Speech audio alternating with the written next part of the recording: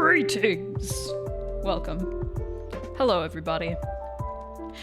This was a fanfiction I wrote when I was 11 years old.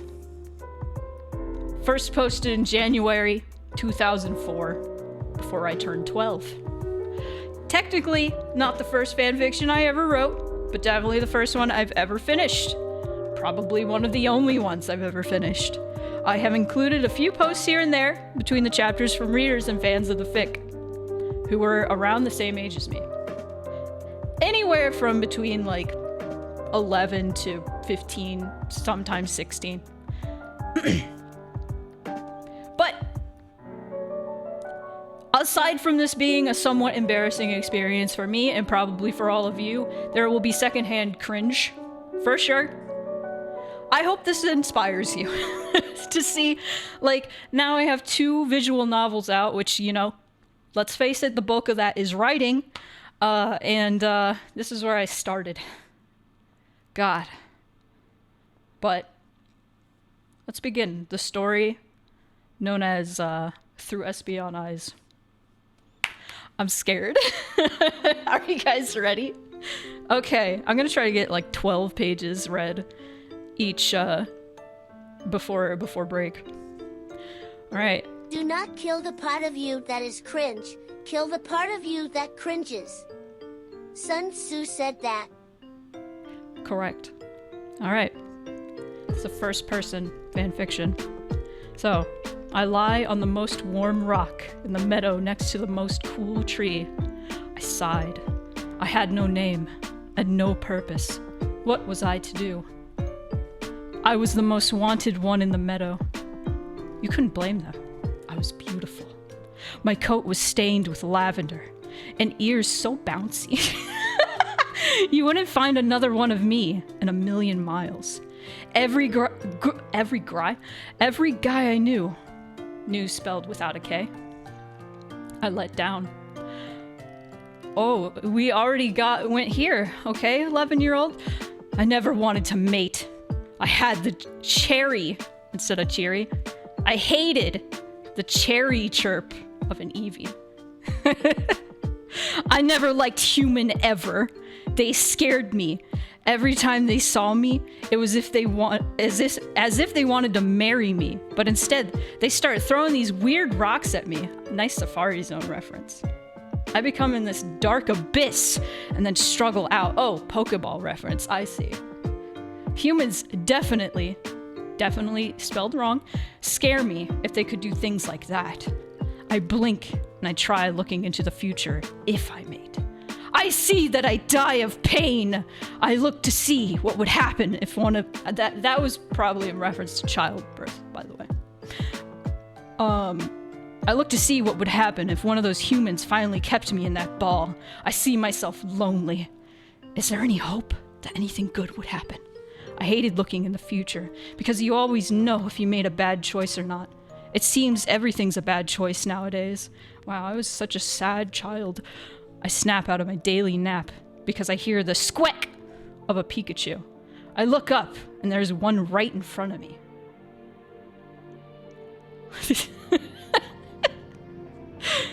What do you want? I asked rudely. Pikachu voice. Known to squeak. I've lost my trainer, Ash! It sighed and I shrugged. Have you seen any trainer with a red cap on? No, I replied, rolling onto my back. Why do you be with a trainer anyways? He smiled. Well, you're actually known, he mentioned, and loved, I might add. I thought a moment of what to say. Every time I look in the future, I see me being homesick and lonely. That's just junk. You know you can't tell the future all the time. I glared at him. Well, bye then. He hopped off. What a peculiar Pikachu. Yes, it's the Pikachu. Moment. Yeah, it's with 2 M's. I think I consistently do that. Oh, so first chapter done. See, these are short. I lie on the same rock in the night, not sleeping. The full moon was embellishing. How did I know that word? I don't think I used that correctly. Even for an Espion like myself, I sighed at the sight. The beauty made me drowsy. Then a quiet rustle ringed through the bushes. Ringed? Barely loud enough for my sharp ears to hear. I was confused. A feeling swept over me that was stranger than any feeling I felt. What it was this glowing feeling. Felt like clean, cool water dribbling down my ribs. What the fuck? But, bro, I was a good writer.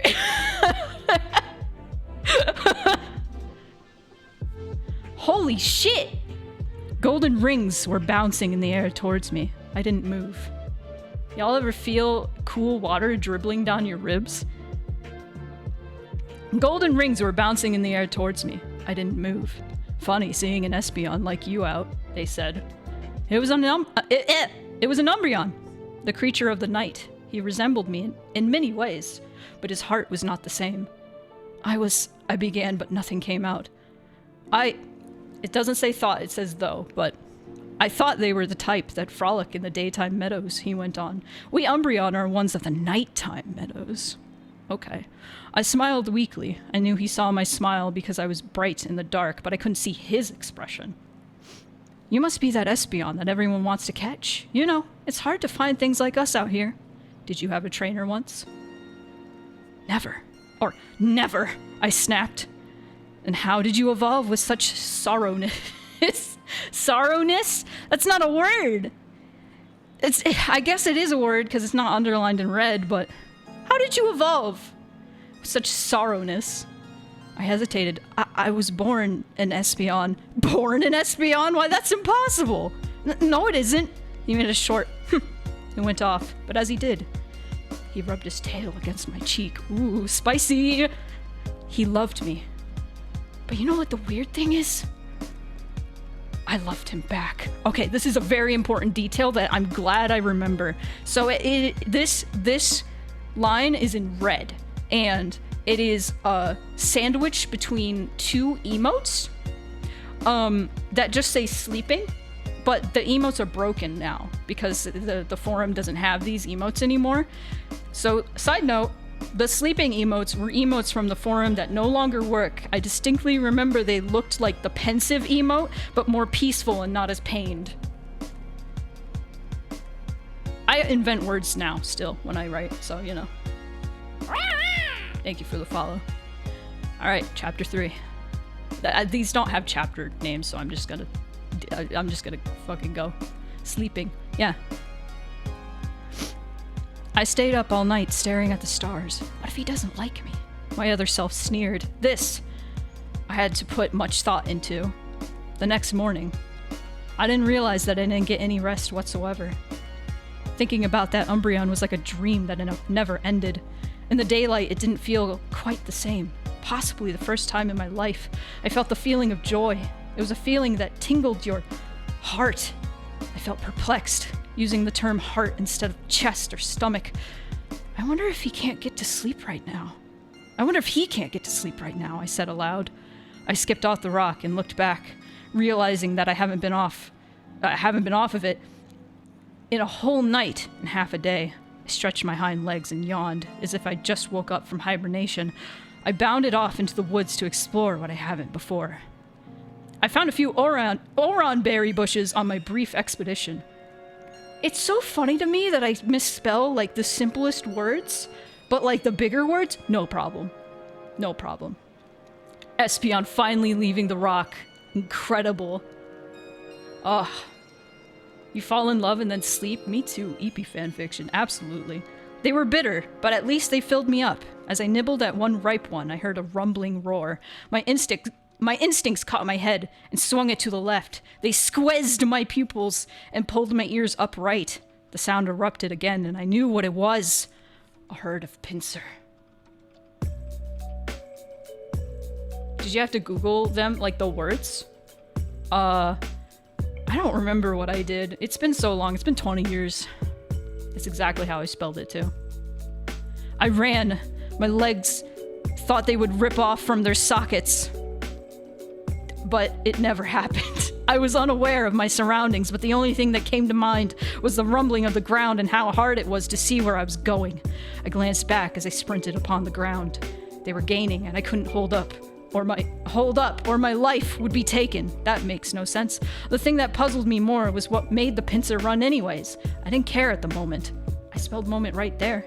I just wanted to be back on my rock, but it scared me that I may never see it again. Oh, she misses her rock! The thrashing of trees being trampled over rang in my ears. The ground ended at a cliff. I was thinking of Lion King. But this was my life that I depended on, so I closed my eyes and took one gigantic leap of faith, and my faith did not deceive me. As my body was soaring through the air, something pushed my rib cage and I fell in a pile of something soft. Just then I noticed when my legs stopped giving away that I was breathing harder than ever, and my heart was winning a race that couldn't be won. My head emerged from the surface of a pile of leaves, and I looked up, seeing a winded object as dark as a shadow in the form of myself. Bro, what the fuck? Why was I so good at writing? As dark as a shadow in the form of myself. That's some biblical shit. So, we meet again, it spoke. My heart stopped. It was that same Umbreon. No need to be timid, I just saved your life. I moved my head in the direction where the ground stopped and saw several pincer fall down the cliff like raindrops from the sky. I don't think we properly introduced ourselves. I'm Moonlight. I hesitated with uncertainty. I don't have a name. Well, make one up.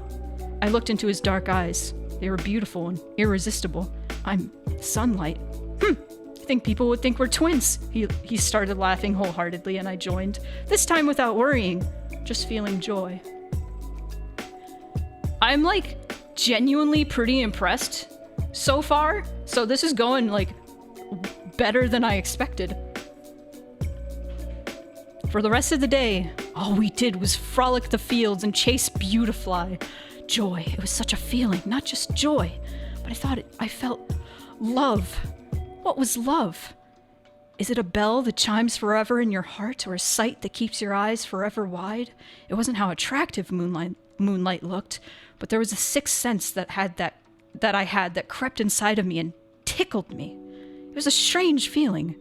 We would have stayed up all our lives without sleeping and feeling like we slept our whole lives. Doing this was like a dream, just like the night before. There was some other thing telling me it wasn't, and that same pure feeling of water dribbling down my ribs came again.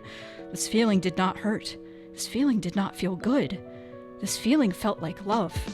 The sun had had its day of watching us bound around the meadow, so it hid under the hillside and covered itself with some pink-stained comforters. We found a cliff where we could lie down together on and watch the sunset. Moonlight, I cooed. He looked at me with his brilliant eyes. This is the best moment of my days. I would have never guessed, he said in his sarcastic tone, but that was his way of saying I love you. Moonlight, I repeated, I love you too. I cuddled up next to him and gave him a peck on the cheek. I'll never forget this day, I cried, and I never did. Return of the rib water. Listen, I like the rib water. It's very evocative of a very certain feeling of like that swelling feeling in your chest when you really like are into somebody. The rib water. I love it. I don't know where I got it. I stole it from somewhere. I'm sure I did.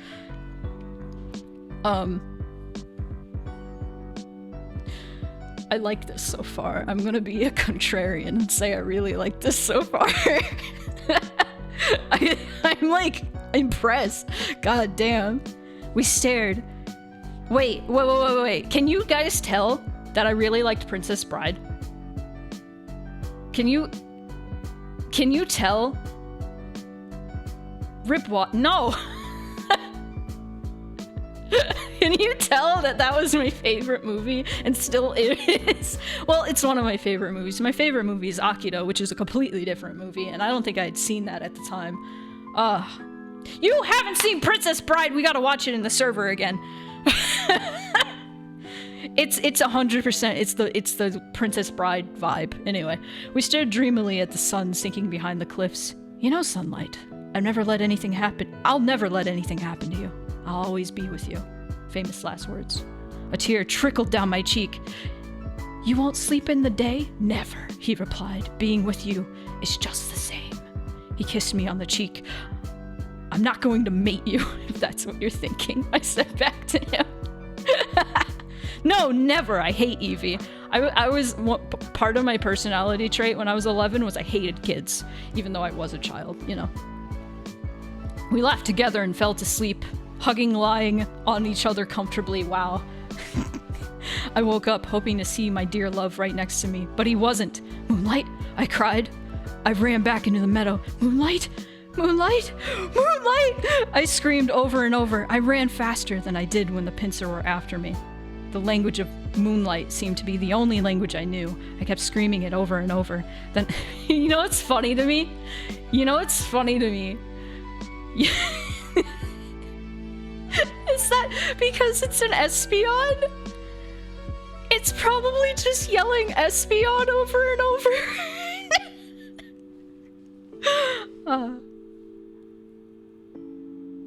Yeah, that was the Mostly Dead was from Princess. Snake! I was actually thinking of Snake, I think. I was thinking of Snake, are you there? Snake! Snake! Okay. Then I heard a whirring above my head. Sunlight! I looked up. There was moonlight in a cage hanging from a chain connected to a helicopter. I remembered a symbol on it that looked like this. It's an R. I wonder what that could mean. Moonlight! I didn't know a lot of attacks, but the only one that burst out of my instincts didn't work fast enough. It was Future Sight! Fuck! And just when the attack came, the helicopter was too high. I lowered my head and cried. Why is that on? Hang on, let me turn that off. That shouldn't be on. No. We're not doing that. We're not doing that today. No. Oh no, it's an R! The evil letter. It's the evil letter. Okay. I'm gonna put this up here so I can see what I look like. Alright. I would never see- wait. Where was I? It was Future Sight, and when the attack came, the helicopter was too high. I lowered my head and cried. I would never see him again. Oh. The melodrama. I didn't know how long I had been lying there crying. Probably 5 hours. Geez, Sunlight. Felt other Pokemon pass by, but I never looked up. It seemed that I would never run out of tears to cry. I tried to settle myself down by looking up, but it only made it worse. It seemed that I would never run out of tears to cry. I tried to... oh, blah, blah, blah, blah. I didn't see Moonlight's face. I finally thought it over after rolling it around a bit. If I just kept crying that I couldn't go get Moonlight, then I'll never get him. So then, I didn't know what I was doing, but I ran in the direction that the helicopter went, and went through all the obstacles in my way. I had a journey to find Moonlight, and it was a purpose destined upon me. I had to do this. I needed to do this. Unfortunately, as I was running, I bumped into something. I looked up. It was the same Pikachu. So we meet again, it said. I ignored it. Hey, wait up! I looked back. What are you getting to? Or what are you getting to? I asked. What are you doing? Whatever it is, I can help. I thought a moment. Well, the more the merrier, I thought happily. Yeah, sure. My friend was taken by a helicopter. It had a symbol on the side that looked like this. I drew an R in the sand. The Pikachu examined it. Team Rocket, it squeaked. It's actually a C, like tackle. You know them? Heck, yeah. They've been trying to catch me ever since I've been with Ash. I suppose that was its trainer. So, you know them pretty well. Yeah, they caught me millions of times. I've always squeezed my way out. Have you seen the helicopter pass by? No, sleeping. Well, we best get a move on. What does that mean? They might be getting to their boss pretty quick. Oh, is it the emote? I don't know. I nodded and we started heading off. We didn't know how far we would go. We just knew we were going far. The woods were starting to disappear. And then we on a mountainside. Oh, we're on. Okay. The sun had set and it seemed quick. I felt like I had just lost Moonlight. I think we should sleep here for the night, I panted. We rested until morning. Taken, starring Liam Neeson. Cool. Hold on, I'm late. No! I'm not starting over. Long story short, we're an Espeon. We met a Pikachu. We also met an Umbreon. He was hot. and we're named Sunlight now because he said I should be named Sunlight. How many donations to restart? I'm not doing that. I'm not doing that. So we're on an adventure to go save Moonlight because he was taken by Team Rocket. Anyway. There was an obnoxious noise in my head. A headache, to put it that way. My eyes opened and saw a flash, a brilliant green flutter about. It was vibrating rapidly. My head sped in agony. It says speed. Don't listen to it. I put in parentheses here, what is it, folks? What do you guys think it is? It's a Pokemon. Brilliant green. That's very vague. How would anybody know? I mean, we're the only 3 generations of Pokemon. A Jigglypuff seen from above. No. So is the Pikachu the Rob Schneider to Sunlight Sylvester Stallone in this? Maybe. I don't know. It's been 20 years since I've written this. Shiny Espeon. That would be creative. I didn't know about shiny Pokemon back then. Hey! I yelled finally. What are you doing? It stopped moving. The headache went away abruptly. I could actually see it now. It was a Vibrava. Vibrava? How do you say that? Vibrava? Anyway. The question is, what are you doing here? It buzzed. I need a place to sleep, I replied courageously. Oh, so you wants to sleep in me nest so I can't die? Okay. I read Redwall, can you tell? I looked down upon my feet at the brush. It was a nest, a pretty big one, too. I'm so sorry, Miss Vibrava. It's emeralds, she hummed as she straightened up the nest feverishly. Next time looks where your feet takes you, or you'll end up trampling over things. Pikachu just woke up and yawned, jumped at the sight of Emerald. He looked at me for an explanation, but I mouthed, I can't talk right now. So what's he's afters? It buzzed again. A friend taken by Team Rocket?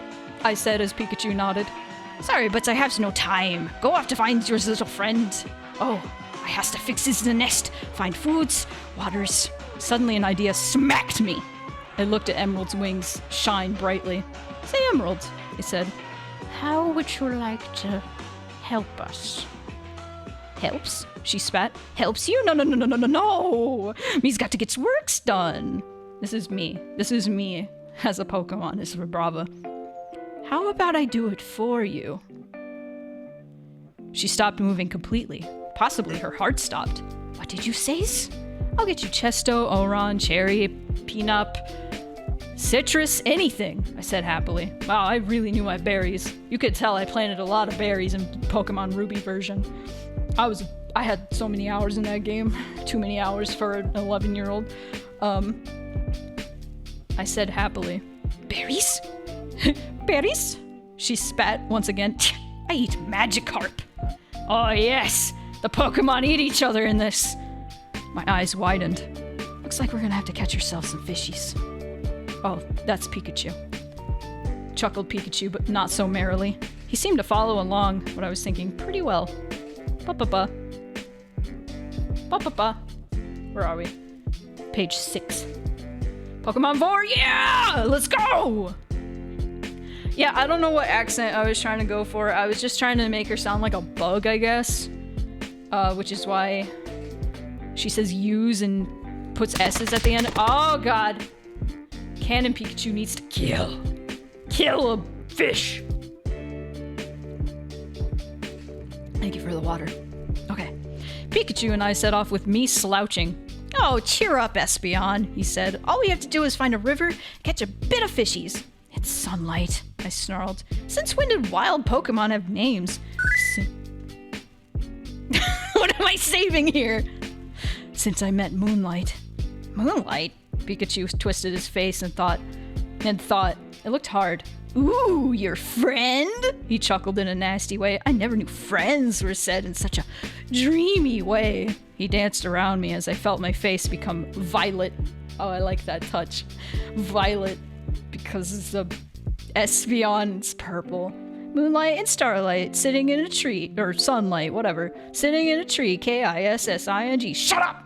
First comes love, then comes marriage, then there's Eevee in a baby carriage. Pikachu laughed so hard he was rolling around on the ground. You don't know what love is, you idiot. I love Sunlight. She's so melodramatic. I yelled, it's a feeling that comes from your heart, not some practical joke that you can laugh about. He laughed his final laugh. Teek! Ooh, feisty are we? I kicked him with my hind leg and he fell in some brush, still laughing. Some cat calls came after. I don't think I knew what a cat call was when I was 11. Shush! Get a hold of yourself, he said, finally out of the laughing stage. You don't have to be so negative. I looked back at him. And why not? A leaf was still on his head. Well, you can't live in depression forever. Okay. Scent of water was in the air. Finally, a river. Espeons are like onions. Okay, cool. Our first... Okay, there have been comments in between. Definitely at this point. But I took screenshots of some comments that I enjoyed that were really sweet. So I'm not gonna read their usernames, just, you know, to like keep other than like people that I know still. But here is a okay, I'll read some of their username. Here is Gohan. Really great fanfic, really great. Please print another chapter soon. It's so fun. Here's Sandstorm. Bravo. I see lots of talent. What more is there to say? Here's Mewtwo. Haha! It is I, your ever exuberant, whatever that means, replier and encourager. Another great chapter. Keep it up. To self. Don't mention cliffhangers. Too powerful. Must find out what happens next. Venusaur. Where's the next part? I can't read anymore after this. I can't function without the rest of the story. It's so amazing. So that was a one comment break. So this is me. And I'm like, sorry, I was grounded from the computer. Grr. That's me. Next chapter. The river was like all the others I have seen. Nothing special, just a river. I wondered how we would catch a Magikarp. My tail? No, maybe I should try my paw. Sunlight, Pikachu asked. Have any idea how to catch one? You've read my mind, I laughed, or I read yours. Maybe we could, he began, but stopped at the sight of a Slowpoke catching Magikarp by the second. I can see where this is going. You thinking what I'm thinking? Always. Let's go. I don't know who's talking. Of course, we were both thinking of stealing the fish. There must have been billions of fish there. I don't think so. They were all Magikarp, every one of them. Well, a Slowpoke wouldn't notice if half of them were gone. Even if it did, it wouldn't be able to catch us. We snuck up behind him as he whipped up 5 more. I grabbed one, but it was heavy to hold in my teeth, as it was. Pikachu was holding only one as well. We ran off. Magikarp are fucking big. Pikachu would not be able to carry that. We ran off. 5 seconds later, the Slowpoke turning its head. We only traveled at least 5 yards. All of a sudden, it jumped as if something clamped onto its tail. I knew it. It started glowing and becoming bigger. Just our luck, I thought. The darn thing caught a shelter. How does Pikachu carry it? With difficulty. Yes. Okay, so we got more comments. You think you could finish it? It's a good story. Here's Mewtwo again. You see? Espeon, which was my name back then, but spelled S-P-O-N. We all know this. This is the lore. You see? I told you from the beginning this story was good. Look, you're like a celebrity. You're Scarlet. Yeah, what the first person here said. It's a super good story, chock full of suspense, cliffhangies. It's too good for words. Winky face. Spawny plays. Listen, this forum was the place where I got my name. This is where Spoon, the origin of Spoon. My name used to be Espeon. S-P-on. Yes. And people were like, Spawn? Spoon? And I was like, fuck it, I'm Spoon. And I became Spoony. Yep.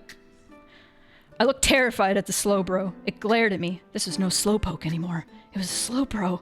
We're talking powerful. It used its psychic attack on me first. Must have been still been slow in the brain still. I don't like that. Doesn't it know that psychic isn't really effective against another psychic? Still hurt though. Then he aimed for Pikachu. This I couldn't handle. I mean, yeah, he was annoying at times, but still helpful.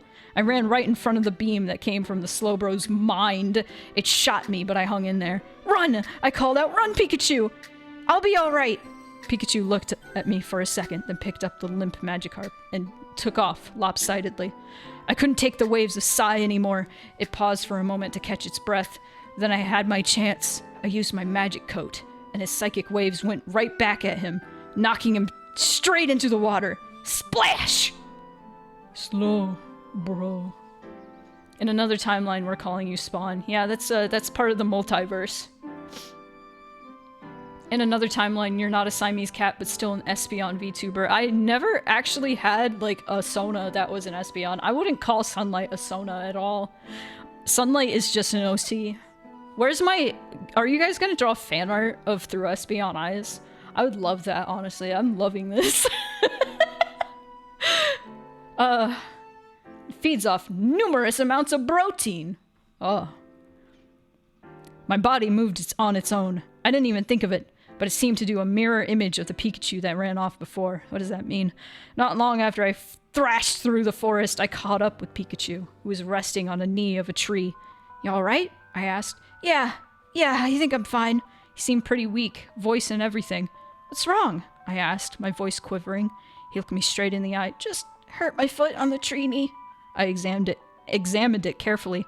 I think it's broken. Oh, that was Sunlight. I think it's broken. I sighed. Great. He tried to stand up, but uneasily. His right foot slipped, and his chest went over the knee. Don't try that, I told him. You'll hurt it even more. I put my head under him gently and put the Magikarp he was holding on his back. Once that was in order, I was off to more mysteries. Mystery dungeon. Bracken. When did Pokemon Mystery Dungeon even come out? It was after this. It was definitely after this. That didn't exist. This is some Pokemon Mystery Dungeon shit, though. I never played those games, but this is what this feels like to me. Lost to the first gym leader. Call that Brocken. Why are we saving? What do I have to save? The walk felt longer back to Emerald than it was away. I could have sworn my feet had nails coated all over them. Pikachu seemed to be getting heavier. It either meant that, or I was just getting weaker. Come to think of it. I haven't eaten in days! My wonderful smart instincts came back and started sucking the Magikarp in my mouth dry. I hated my instincts. They never listened to me. It would be a change if anyone listened to me at that point. Emerald surely would want more than 2 Magikarp. You know, imagine you're bringing this Magikarp back, you have a fish in your mouth, and then your instincts kick in and you start sucking the fish. Sunlight? Pikachu asked, seeming to sound more chipper. Are we there yet? I smiled and laughed. I was hoping you would say that soon enough. He didn't seem to respond straight away because my voice was muffled by the fish Pokemon in my mouth. Nonetheless, he seemed to play my voice in his tape recorder enough to understand. Interesting visual, I guess. I thought we would never get there, Pikachu said, now his voice back to its old self.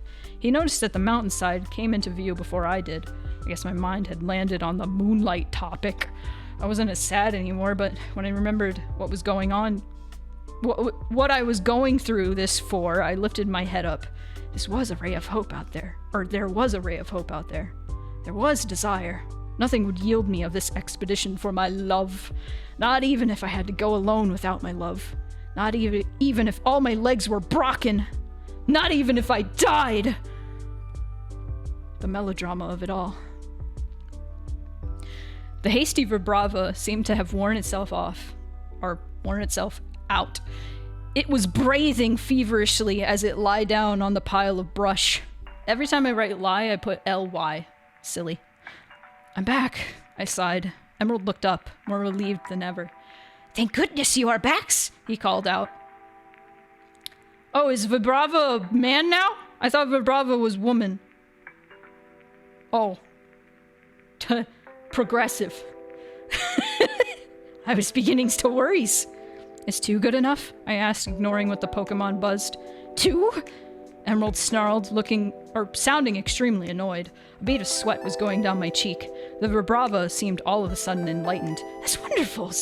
They're both huge! Where'd you get such big ones? I hesitated, but the hungry dragon couldn't care less. As soon as I set the limp fish at her feet, oh my god, gender fluid vibrava. Her cheeks were full of meat. I don't think I can eat it all, she said through fish. Great, I hollered. Can I share some? Sure. Has as much as you like. That's hard to read. I was delighted and insisted that Pikachu join me on the Magikarp on my back. Okay. I slid him off my back, wanting a back rub the moment he started eating. Okay. That fish was the most delicious thing I had in months, probably years. All the while, I was eating Oron berries and rarely got my lips on some citrus. You have lips? Citrus was a delicacy, but this was life. No other way to put it. It wasn't my life, though. It was probably a lucky skitty living in a mansion with humans combing her fur every second. At that moment, something told me. Something like my other self told me. Your life is 12 times better than that. Strangely, I agreed. This is better than being pampered like an Eevee. Going on this trek was better than sitting around, watching other Pokemon take all the glory, get all the medals and honor. What did those trekkers do after they finished one trek? Well, that's simple. Wait until another comes by. Sunlight, the voice said. This is the reason you have been waiting for. What are you talking about? 11-year-old me. Oh. How many minutes do we have? 6 minutes? Okay. Okay, so comments. Comments again.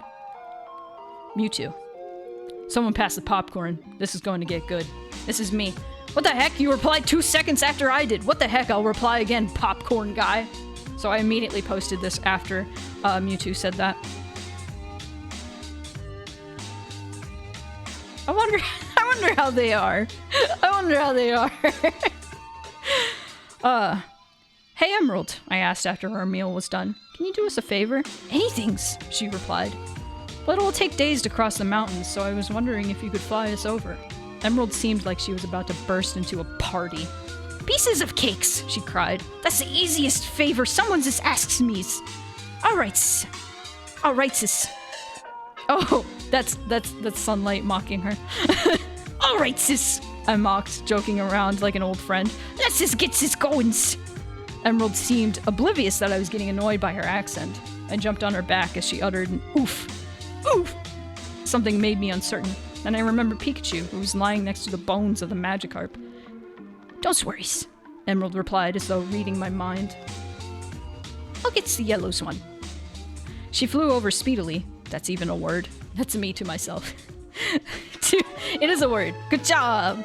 To the Pikachu as I clung around her neck. My legs flew in the breeze as cool wind hit my stomach. That was only a portion of her flying. Wait till we get to the sky-high stuff.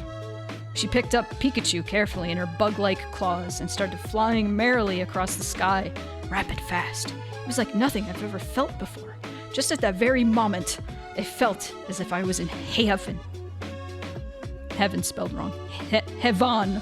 I was born to do this, the wind pulling me back and flapping my ears. Actually, my ears felt like they were wings with all the flapping. I didn't want to look down, but something forced me to. I couldn't believe the marvels I've missed in my life. Of all the wasted years, I never took the time to see such a thing. This was life. This was life. 1 billion times better than that Magikarp. There couldn't have been anything better. Except for Moonlight.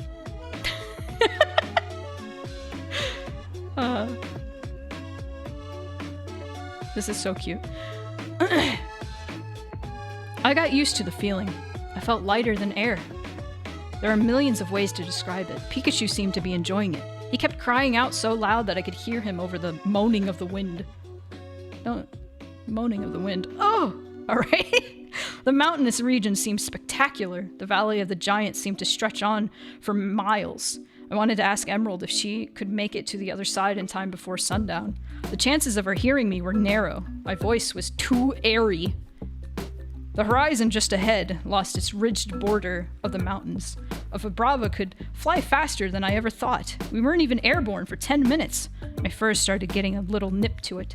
Being in the wind for so long wasn't good for me. Pretty soon, I was getting so cold, I wanted to get back onto the earth. When I first started flying, I thought that wasn't possible to think. The end of the mountains was nearing. I was relieved until I noticed something that lowered my hopes. There was a city right at the valley's edge. Sorry, it was like indiscernible almost. When there's a city, that means humans, I thought sadly. And when there's humans, there's trainers. I was a bit shooken by this. Shook? I was shook. She was shook. Nothing disturbed me more than trainers. If I came face to face with the ones that stole moonlight, I had already planned what I'd do. I'd kill them. I'd kill them. Every last bit of them. I need to emphasize, it actually says I'd kill them twice. I'd wipe them off the face of the earth. I'd make sure their family was dead too. I'll kill your whole family. And if anyone else came within 10 feet of moonlight, I'd kill them. Gruesome, I know, but tough love. Love is tough. I don't think that's not tough love. That's not, you don't know what tough love is. You're 11. You interfere with it, and you're dead. I noticed immediately that we touched down on the hard ground, and almost immediately, as we did, Pikachu hollered out, "Hey, I remember this place. It's Viridian City. Yippee! Bye, you guys!" Emerald hollered out as she sped back over the mountains. So what were you saying, Pikachu? He cleared his voice. This is where Team Rocket is. We've made it, Sunlight. We're almost there. Wow. All right. So 1 minute till the ad break. How about we take that break right now? How are you guys enjoying the silly story so far? Wow. I hope you like it. I hope you're enjoying yourselves. Anyway, be right back. Nope, the cool water dribbling down ribs. Original concept. Copyright me. Copyright me. Man, I was such a wordsmith. What the fuck? God damn. Alright, so we made it to Viridian City. Yes, we made it to Viridian City. God damn it. That's where, Giovanni is. So, you know. That's good. We made it? I yelled. A balloon swelled inside of me. This was it. We were almost to moonlight. Hey, Pikachu, you remember where they are? Sorry. Thought for a second and looked up to the imaginary thinking cloud above him. That's cute. I don't know. My memory's a little rusty. I haven't been here in years. This was around the time that they were... What was it fucking called? What was the 3rd gen season of the anime called? I don't remember. The one with May and Max. I don't know. I think there were a few seasons, but that's where we were. Advanced? Yeah, I think that's what it was. That was where the anime was. So, yeah, Pikachu hadn't seen Viridian City in a bit. There was a brief pause and he continued. Aha! I remember! Viridian Gym! Viridian Gym? Yeah, huge building. You can't miss it. He took off with great enthusiasm. Come on, Sunlight, we're there! I ran down to the... it says rain. I rained down to the small town of humans. They were everywhere. I felt more skittish than a skitty in a room full of rocking chairs. This was one of the things that I saw. This is one of the things that I saw when I was skimming this, and I was like, what the fuck? Wordsmith. What more? What's more is that they were all looking at me. Many young infants pointing with awe. I don't think young infants would have the... I don't know, whatever. Some older kids even came up and tried to grasp me, but their mothers shooed them away. After I passed, the people mumbled to themselves in wonder.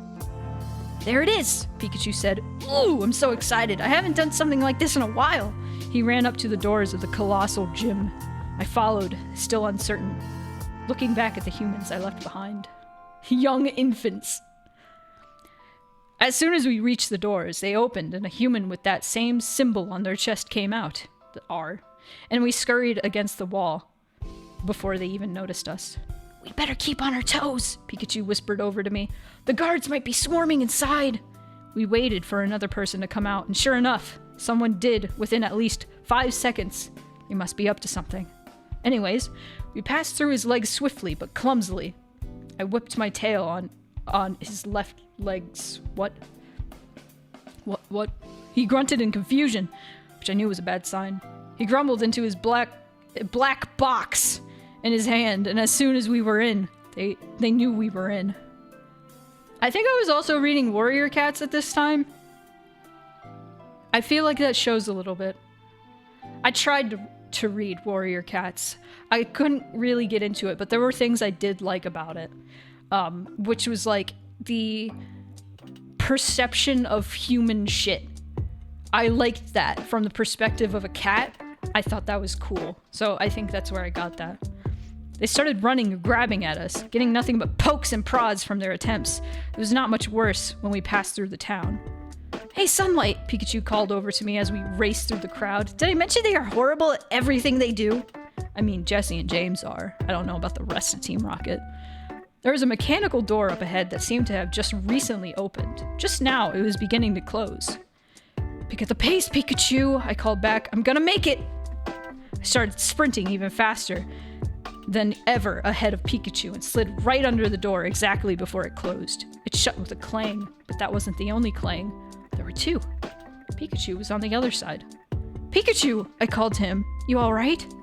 "Yeah, fine," he replied. I had nothing to worry about. I knew he wasn't cornered because I saw many other doors. I looked back behind me. The gym was like a factory. Boxes were everywhere. The strange thing was that in here, it wasn't like a factory. More like a laboratory.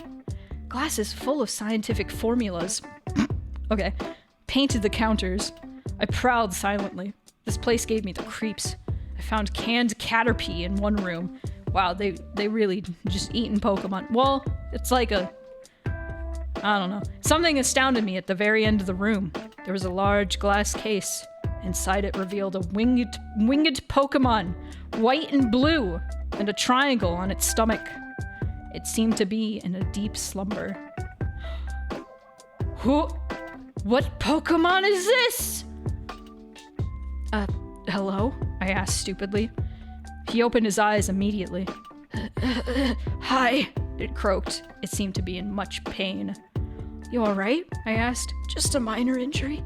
He nodded his head toward his damaged wing. The humans took me and broke my wing. They're keeping me until someone comes to fight the gym leader. They use this machine to control me. Oh, like Mewtwo! That's terrible. This time I thought differently of humans. Completely. Even worse of them, probably. Listen, have you overheard anything from the humans? Yeah, I can... Oh, wait.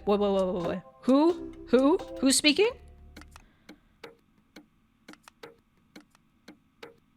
Okay, that's Sunlight. Listen, have you overheard anything from the humans? Yeah, I can understand human speech. Did they say anything about an Umbreon? Yes, they are taking it to Sky Pillar. Where's that? Hoenn regions, south, east, Pacific Log Town. I looked at him idly. Listen, he told me grudgingly. If you could just push that button over there, I'd be grateful. Grateful spelled like great instead of, you know, the way it's supposed to be spelled.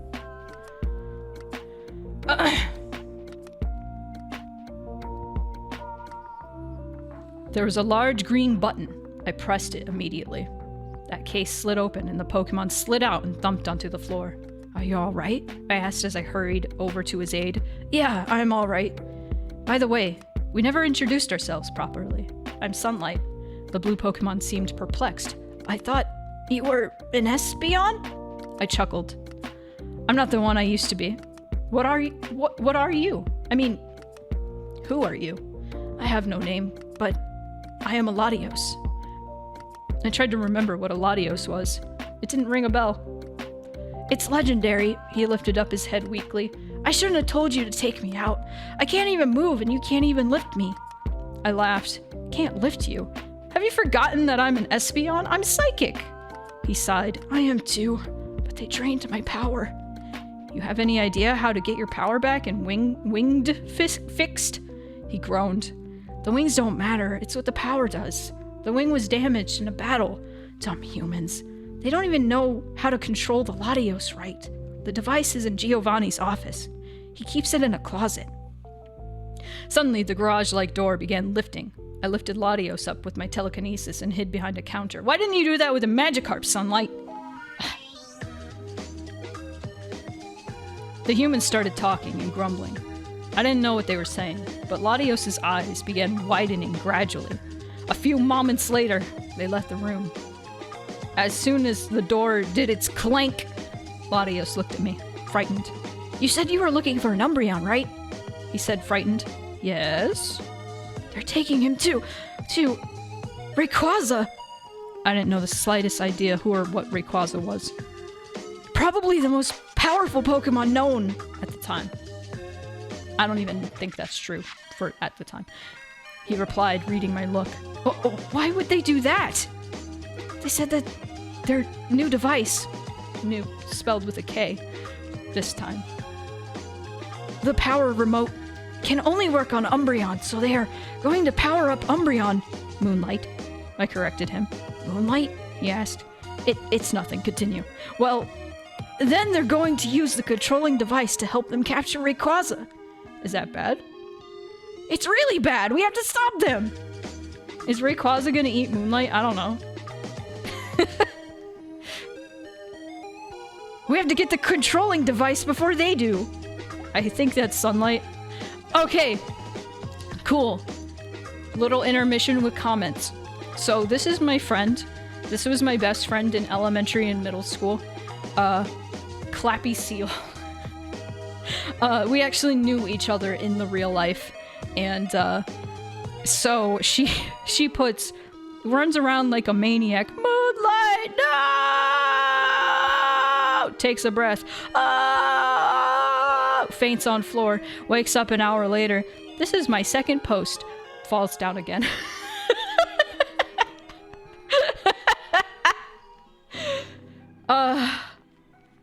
Oh, I'm so glad. I'm so glad. No, I had to include a few comments because I wanted to laugh about them.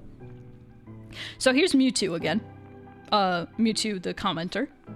News pops on. And now for the weather. Wait a minute. We have a special report. It seems that many people across the nation have gone insane. Why, you may ask? It is because a certain cliffhanger in a story written by a writer named Espion called... Hey... I read that story. What? Moonlight? No! Beep. Due to technical difficulties beyond our control. Flips channel. Today, an NHL player refused to go onto the field. Doctors are still trying to figure out why. The player kept yelling Moonlight and no repeatedly, even though it was day. Will he be? That's the post. Mewtwo out here reporting about thousands dead. Review was not posted. Honestly, going through this whole thread last night, this poster was like the #1 like support for this fanfiction. They were a delight, and I'm sitting here quietly like, I wonder where they are now. I wonder how I could even find them. I thought for a moment on how we were going to do that. Get the remote or whatever. I think is what they were doing. So we're done with the comments. I hope Mewtwo is doing well. I have to catch up with Pikachu, wherever he was. Any ideas? Latios asked. I didn't know what to do. This is an unfinished story. No, it's not. It's finished! And has a sequel. How are we even going to get out the door? Sunlight, that same self-conscious said again. Self-conscious. It's a noun. Self and then conscious. Okay, anyway. You're a Pokemon, and Pokemon have attacks. Aha! I yelled, the burnt-out light bulb on my head coming to life. Why don't we just try to get through the door with our attacks? Get out, Latios laughed. Won't that make an audience? I laughed even harder. Trust me, we can get ourselves out of here. You mean you can get ourselves out of here? Oh, wait. I corrected. I don't know what the fuck I just wrote. Anyway. That's Latios. You mean you can get ourselves out of here? I have my power drained. I was paralyzed. I had to do this myself? I sighed. This was going to be hard. Come on, I aired at Latios. I picked him up with my powers as he hovered in the air. I set him in front of the door and thought a moment. Swift? Psybeam? What should I do? Yes! I had it! My eyes glowed and sparkled. Then, I moved behind a box. A rumbling came, me forgetting Latios. Latios! I lifted him over as fast as I could, right before a rumbling of metal and psi waves crashed into the wall. My future sight. I walked through the hole in the wall with Latios hovering in front of me. I expected to see tons of humans try to grab me. That's not what happened. They were not there at all. Well, they were, but they were fainted or something. Sunlight! It was Pikachu. Not only Pikachu, but a Pokemon that looked just like Latios, but a shade of red. Latios! It hollered. Pikachu jumped off of the twin of Latios as it sped toward Latios, who was lying on the ground, exhausted. Latios, what did the humans do to you? Nothing, Latios. Just sucked out my powers. Just sucked it out of me. Use Latios as a ram. Yeah. Oh, where was I? Latios went cheek to cheek with Latios went cheek to cheek with Latios. Hang on, big brother. I'll heal you. Her eyes started glowing blue, and Latios was replenishing his wounds. Can I just say for a moment, this story is incredibly furry. This is the furriest shit I've ever read in my life.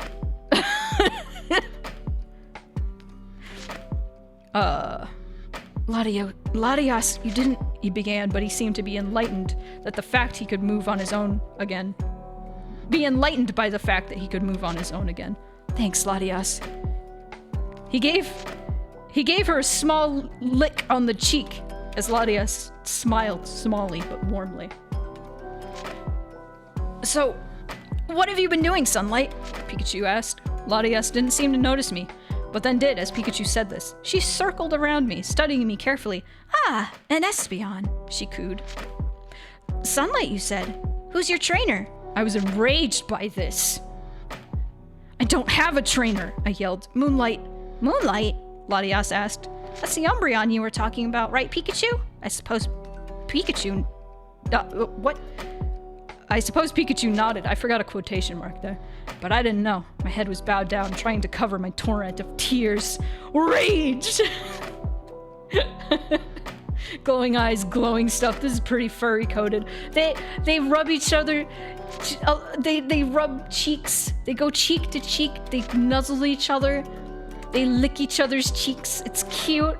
And it's furry. It's so furry. I was such a fucking furry when I was 11. I'm still a furry, as you can see. Pikachu whispered over to Latios, hoping I wouldn't notice. He's her boyfriend. Latios giggled, but I was enraged. He's not my boyfriend, I hollered. He's my love, my soulmate, my only one I could ever love. If he died, I would hang myself from a tree. Wow. A puddle of tears was splashed on the tile. Okay?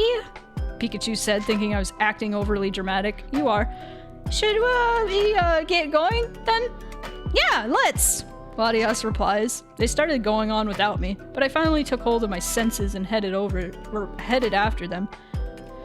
By the way, began the Latios next to me, what happened to those humans back there? Oh. Latios. Okay. Sorry, I have to scroll. I used Mist Ball on them, replied Latios. Humans, so clumsy, disgraceful, and weak. I wonder why they ever were even put on this planet. They're nothing but parasites sucking the juice out of the earth. Okay, Barrett. I strongly agreed. All they ever did was pollute it and kill Pokemon. What good were they? They weren't the ones that pollinated the flowers. The Beautifly and Butterfree did. They weren't the ones that created the weather. Castform and Dragonair did. Okay, this is me, out of character, saying, I had to go, sorry. It's a sad face. Latios fucking killed them. Okay, next post. It's also me out of character. Okay, sorry about that. I just had to eat dinner. Now it's tomorrow. Wow, it took me 24 hours to eat. Anyways, okay. Latios joined Avalanche, I guess. Latios is the true leader of Avalanche. Yes. So, Latios, is it? asked Pikachu, looking over to Latios. What are we trying to do? We were going to get that device that sucked up all my powers, answered Latios. But since my generous sis Latios healed me, we have no purpose to be in here anymore. Good point, Latios burst. Let's get the heck out of here. We swiveled around the passed out bodies of the Team Rocket members on the ground. Well, at least I did. Pikachu hopped back onto Latios's back, but I wasn't up to riding on Latios's. Just not in the mood for another ride. I didn't catch up to them very well. They moved faster than my eyes could move. As I jumped over a woman's legs, I looked up and gasped at what I saw. A man in a tuxedo was standing in front of us. He was sucking a thick stick with smoke expelling from it. He grinned and laughed through his teeth as Pikachu gasped, Giovanni! Okay, so this is me, out of character, saying, you know, I get kind of annoyed saying grumble and murmured for the people that talk. So I'll just say what he's saying, because you can't tell what's happening if you don't know what they're saying. Thick stick with smoke. The planet's dying, Latios. Well, he laughed. So this is what caused all the commotion. My Pikachu I've been searching for years. My 2 legendary Pokemon, and he paused and looked at me. An Espeon. Ashes flew out of his mouth as he babbled. I couldn't understand what he was saying, but I knew just by the tone. I guess I'm going to have to take care of you. He pulled the device out of his pocket and I knew what it was right away. Before he pressed the large red button upon it, I psy-beamed on his hand, causing it to pull back like a rubber band being launched. The black box spiraled in the air. Black box meaning like a device, not like an actual black box. Gravity pulling it down, and before it hit the ground, I jumped into the air and caught it in my mouth. Go, Sunlight, go! I heard Pikachu call out as I ran towards the exit. Why, you little... I heard all of them following me, including the human. Psybeam that hand. Imagine Psybeam including Gmod ragdoll physics. Fuck yeah. Get Psybeamed on, fucker. Okay, what? Okay, page 18. We're almost halfway through, baby! The pitter-patter of my feet wasn't as fast as the pitter-patter of my heartbeat. The heartbeat was even faster than Latios and Latios that flew ahead of me. Latios was racing ahead of me, but I jumped onto his back, with the device crunching in my teeth.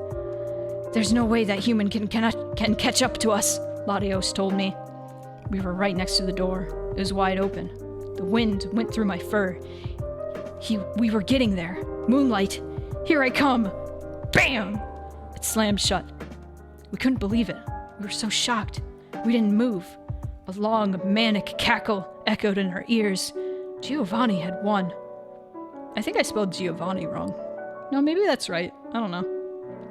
Guess you have spunk, but I have the cash. What does that mean? Ka-ching, ka-ching.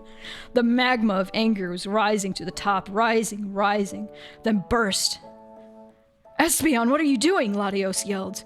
I leapt off his back, anger pulsing through my veins.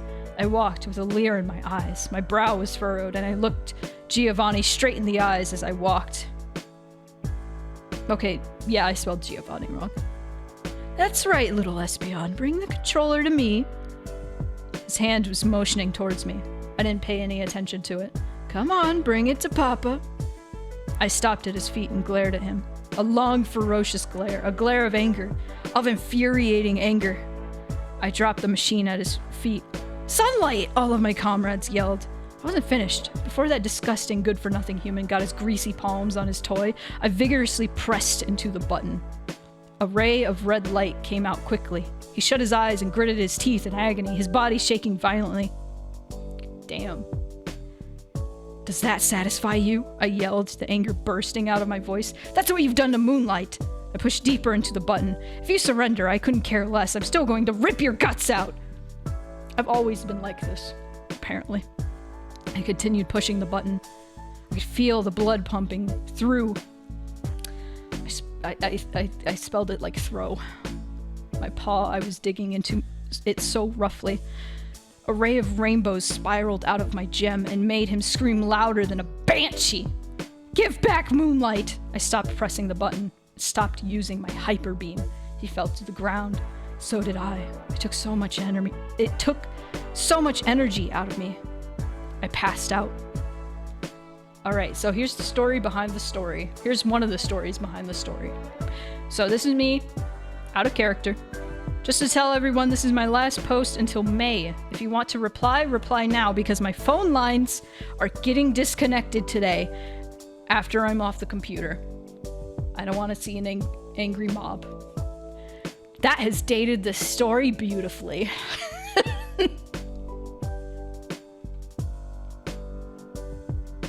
Hasn't it? Okay, here's the comment section. So, Scarlet.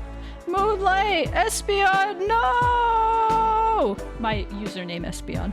I cannot wait that long! Ah! Sinks to the floor. Sad face, sad face, sad face, sad face. I miss you.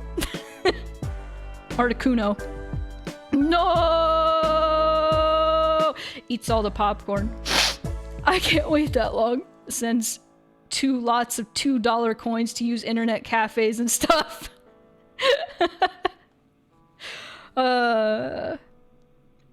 I woke up, my eyes weary. The wind was not in my fur like I had hoped. I seemed to be in an enclosed space. I managed to let out a moan. Sunlight, are you awake? Asked a familiar voice. Nearly, I murmured. Sunlight's awake, everyone! Sunlight's awake! The voice turned out to be Latios's. Everyone crowded over me like I was a science specimen. I felt claustrophobic. That is spelled very wrong. I didn't feel good. Back away, I grunted. What was that? Someone squeaked. Back away, I repeated. I was half asleep and irritable. Yes, back away and give her some air, Latios said. They backed away slowly. I managed to heave myself up, but it was harder to do that than lift up a Gyarados. That was some performance back there, Latios complimented. A blow I would never be able to produce. I answered with a moan. I gotta stop using moan. I wasn't really up. I hoped that the human was dead. He should be. That controlling device plus my hyper beam. He would never stand a chance. Why aren't we flying? I snapped. We didn't want you to fall off my back, Latios answered. Without you gripping on, then you'd fall off the second you got on. That was a good point, but they didn't need me. They could get Moonlight themselves. Moonlight didn't need me anyways. I needed him. But all wanted Moonlight to be was happy. But all I wanted was Moonlight to be happy. But I know he wasn't at the time. I redacted. I don't know how to speak as an 11-year-old apparently. Where are we? Okay, we're halfway through. How about that? Halfway through the stream, halfway through the story. This is perfect. Let me get on your back, Latios, I growled. But Sunlight, you're too weak. Let me get on! I thought it said let me get on you, and that would have been really funny. Latios was beyond hesitant about this idea. I couldn't wait even a fraction of a second. Latios, are you going to gap at me all day? Instead of gape. Or am I going to have to slaughter you? God, she is so violent. I snarled. Latios shook her head and closed her eyes. I was about to bicker back at her ferociously, but to my surprise, she put her head back down and I hopped on. Latios, let's go. Let's try that again. Latios, let's get to Pacific Log Town immediately, Latios remarked over to her brother. Latios looked puzzled, his mouth hanging open. And shortly after that short pause, his forehead furrowed and he nodded determinedly. I spelled that right. Amazing. Pikachu leapt onto his back. I watched every confused movement of him carefully. Everyone was so unsure. I didn't know what to say.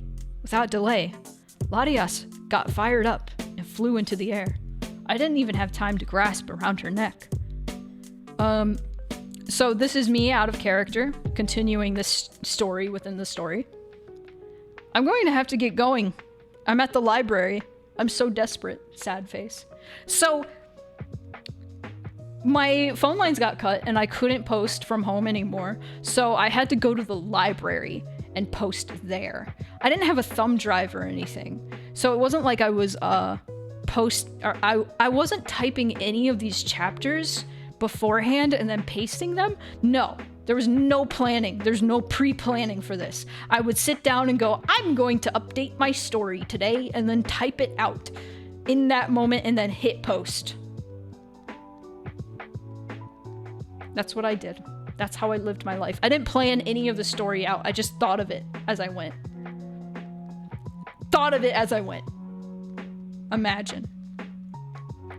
All right. Got 30 minutes. Plenty of time. 30 minutes till the break. Yeah, it was just basically improv. I was just thinking of it as I go. One day I was like, what if I started a story about an espion in love with a Brion? And then I just started that. And then people were like, wow, this is good. And I was like, oh, damn, I guess I'll keep going. I slipped and came cascading towards the earth. I tumbled about 1,000,000 times backwards. No, you didn't. Finally stopping on my back, nearly crushing my spine. I opened my eyes wearily. Pikachu. Kneeling over me? It says knelting. That's not a word. See? He told me in pride. You're in no shape to even stand. I snarled venomously. I am too. Okay. A shot of adrenaline. Adrenaline. I did not spell that right. Spread through me. I gathered all my strength into a ball and bolted into the bushes with the twigs catching into my fur. Stop, Sunlight. It's not safe. What are you doing, Sunlight? Latios cried out warningly. I disregarded it completely. They weren't strong. They were weak. Weaker than me. I was stronger than them by miles with all of the energy I had. Nothing could stop me, not even Rayquaza, Registeel, Regirock, Regice, Mewtwo, Mew, Articuno, Moltres, Zapdos, Lugia, Ho-Oh, Entei, Raikou, Suicune, Celebi, Jirachi, and Deoxys.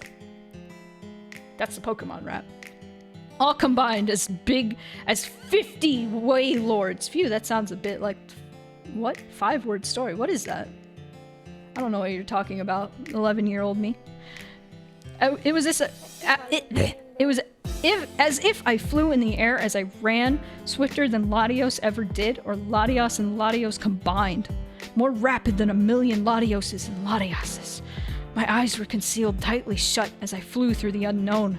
I forgot where I was going, but I knew what I was dashing forward for moonlight. When I finally came to my senses, I had bumped into something rough, something hard, something alive. Yeah, I just listed all the legendary Pokemon I knew. Apparently. Alright, this is one of my favorite comments that I saw. This was from my best friend in elementary and middle school. It uses the wrong pronouns, but that's because back then that's the pronouns I used. But I will use they, them instead. Yay! I posted before everybody else! This is the happiest moment of my life. Look, she did it too. Now, if only I can have popcorn with a truckload of butter. No salt, please. Oh, and I want some strawberry milk. Yowza! That story rocks, ROX. Beyond comparison. I'm standing next to SP right now. They're the best person I ever met. And they're funny. They laugh every day. It's so fucking cute. I'm gonna cry. Spawny rocks. No, people called me SP back then. Okay, continuing the story now. I'd look where I was going if I were you, young Espeon. Oh, what voice should I do for this fellow? I'd look where I was going if I were you, young Espeon. It screeched. That's not a screech voice. It was a bird made of steel. I didn't know what it was, though. How did you know all those legendary Pokemon, but you don't know what a Skarmory is? I wanted to ask, what are you? But instead I asked, who are you? In a quivering tone. The name's Point Scar, he replied with pride. I suppose you've heard of the Scar family already, I don't know how I remembered this guy so well. As soon as I was like, oh, Metal Bird, it's Skarmory, it's Point Scar, I love him, I love Point Scar, I love this guy. Actually, no, I answered in shame. Why, I'm shocked. The Scars are immensely popular around this region. Have you ever heard of the trainer Steven? Oh! It's Steven's Skarmory. I'm not fond of any trainers, thank you. Point laughed. Stephen! You know, the champion in Hoenn. You've heard of Hoenn, no? I thought hardly. Yes, Hoenn. Isn't Pacific Log Town there? Stephen. You know, Stephen. What he just said. The champion of Hoenn. Anyway. Exactly. Point breathed with enthusiasm. Of course, Stephen lives in Moss Deep, an island, not a heap of floating houses. Does he live in Moss Deep? I thought he lived somewhere else. I thought he lived in Rustboro. No, that's where you meet him. I don't know. I looked at him nervously. Well, anyhow, he resumed, Stephen has a member of the Scar family in his collection of Pokemon. His name was Sharp, but as Steven is, he didn't give him a name, so it's Skarmory now. Okay, so he's not Steven's Skarmory. He's like the brother of Steven Skarmory. Okay. He does live in Moss Deep. Wow, I got my lore so good. So, you're a Skarmory? I asked. Why, yes, what did you think I was? Point chuckled. I thought back to the familiar name, Skarmory. I heard rumors of the fearsome creature. Wow, that is the worst spelling of fearsome I've ever seen. A predator and nearly invincible. Not really. Electric attacks barely hurt it because of its metal coating, and ground and fighting weren't good because of being airborne. Its only weakness was the burning rage of fire. I don't know, I think electric still does okay. I've heard of Skarmories, I heard. Very strong. Oh, yes, very powerful and hard to train if I say so myself. I don't know about that. I just remember Moonlight being in danger. Sorry, but I don't have time to dawdle around and talk. I need to find my husband. I froze in mid-motion. Husband? Moonlight was my husband? Yeah, you knew him a day. Fear come. This is another one of my favorite comments. So, let me read this comment. Well, the way you convey emotion is very good. Marvelous, in fact. You probably are the greatest at conveying emotions from the fics I've seen so far. There's only one thing letting you down. Description. Whilst I can picture the Pokemon and their emotions perfectly, I can't picture the ground they walk on, nor the sky they fly in, or anything remotely to do with surroundings. Also, each chapter is incredibly short. This can be rectified by just conjoining two chapters together, like so. And then they show me that. Went from rib water to soulmate to husband real fast. Real fast. I included this comment because I actually think of this comment a lot when writing still to this day. It's this person like commented on like how I convey emotions is incredible, but they can't imagine the ground that all the characters walk on. So ever since they commented that, I have tried to make the surroundings more visualized through the writing. Yeah, rib water. There was a thing earlier where the feeling that Sunlight was feeling felt like cool water trickling through her rib cage. And I was like, that's the coolest fucking shit I've ever read. Dribbling down her rib cage. That was it specifically. I was like, bro, McRib water. All right, continuing. The song has Pikachu voice in it. It's gonna bother me. It's fine. There's a Pikachu in the story. Okay, so let's continue. Where are we? All right. We have 20 minutes. What had just slipped out of my mouth had staggered me. Moonlight was my husband. Point Scar looked at me oddly and gave a swift flap of his wings. You all right there, young lass? He called out like I was on the other side of the ocean. I cracked back into reality and back into the scene of woodlands. I replied with no reply. I sat down on my haunches as Point's eyes followed me.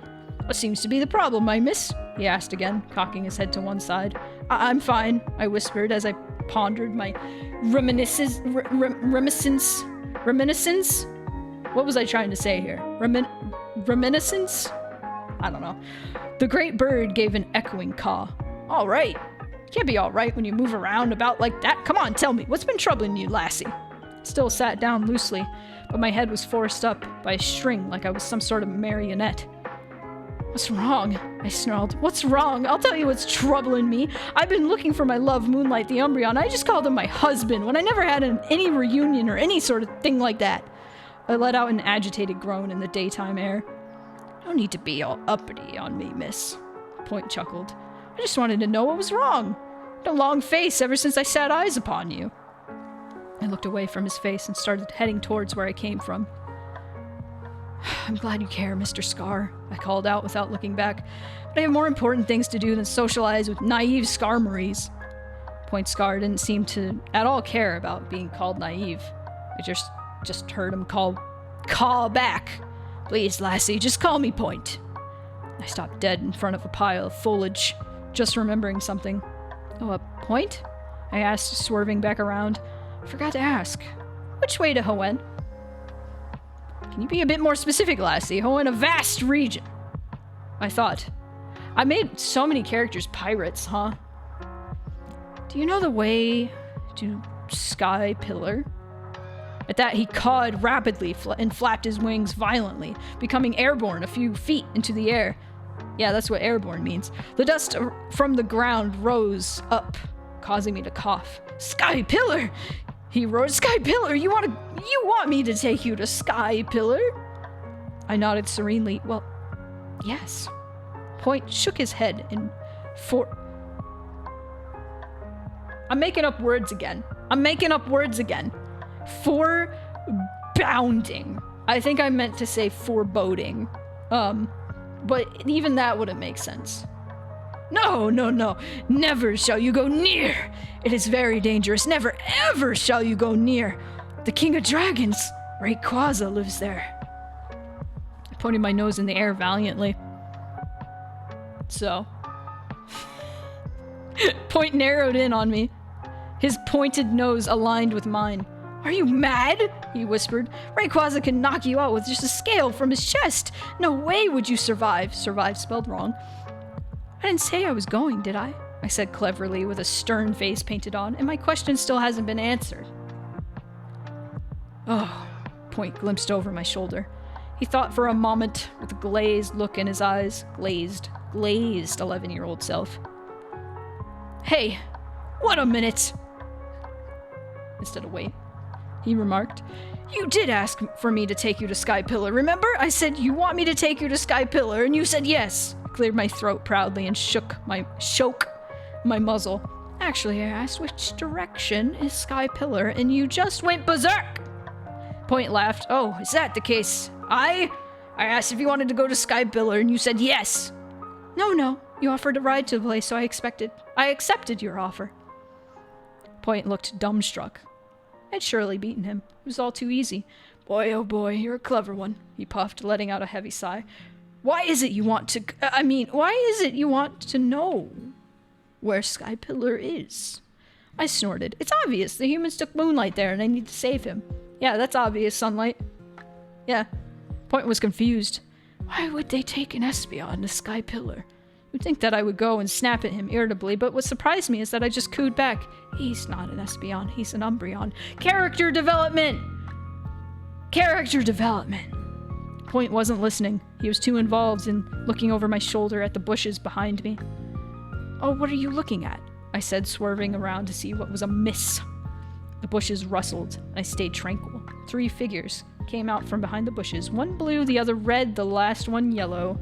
Point Scar was amazed to see the sight of Latias and Latios coming out from the bushes. Sorry to burst your bubble, but we heard the whole thing, Latios said with a guilty smirk. That was spelled right. Sorry, I just said it wrong. I can't help but notice that Sunlight's question still hasn't been answered, Latias giggled. The awestruck Skarmory was still planted in the ground, gapping. Man, cramped water. Stop. Gapping at the 2 siblings. What? Yes. Young lads, do you know these Pokemon? He finally uttered as he came out of the magic spell. Why, yes, I told him. They're Latios and Latias. These 2 are one of the most legendary Pokemon you could ever meet. Point seemed adjective that we were What was I trying to say? Okay, look at this word. What is this word?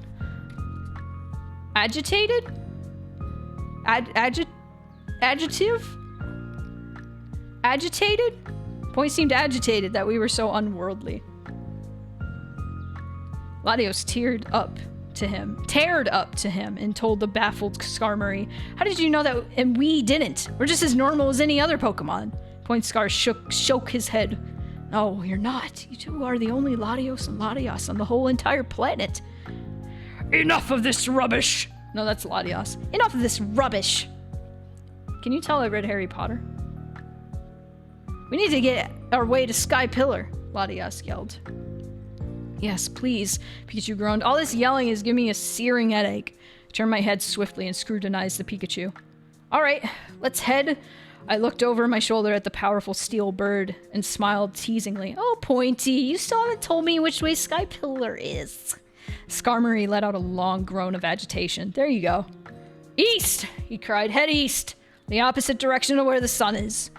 Go now, or you may never see your dear Moonlight again." He turned his head away sadly as I hopped on the back of Latias. "Farewell then, Point Scar. I hope we meet again." Latias charged up to bound out into the sky, but she stopped at the sound of the steel bird's squawk. Squack! "Wait!" I revolved my head around to see the baffled bird jumping up and down. I did write resolved instead of revolved. I want to come with you. I haven't seen my cousin in ages." "Cousin? What are you talking about? What page are we on? Where are we? What is this? Oh, I could go even further if I want. Let me drink some water. I'm taking a water break real quick. I'm taking a water. Point is your favorite character? Alright, we're gonna take a quick water break right now. I'm just gonna chill here. What are our thoughts? Who is our favorite character?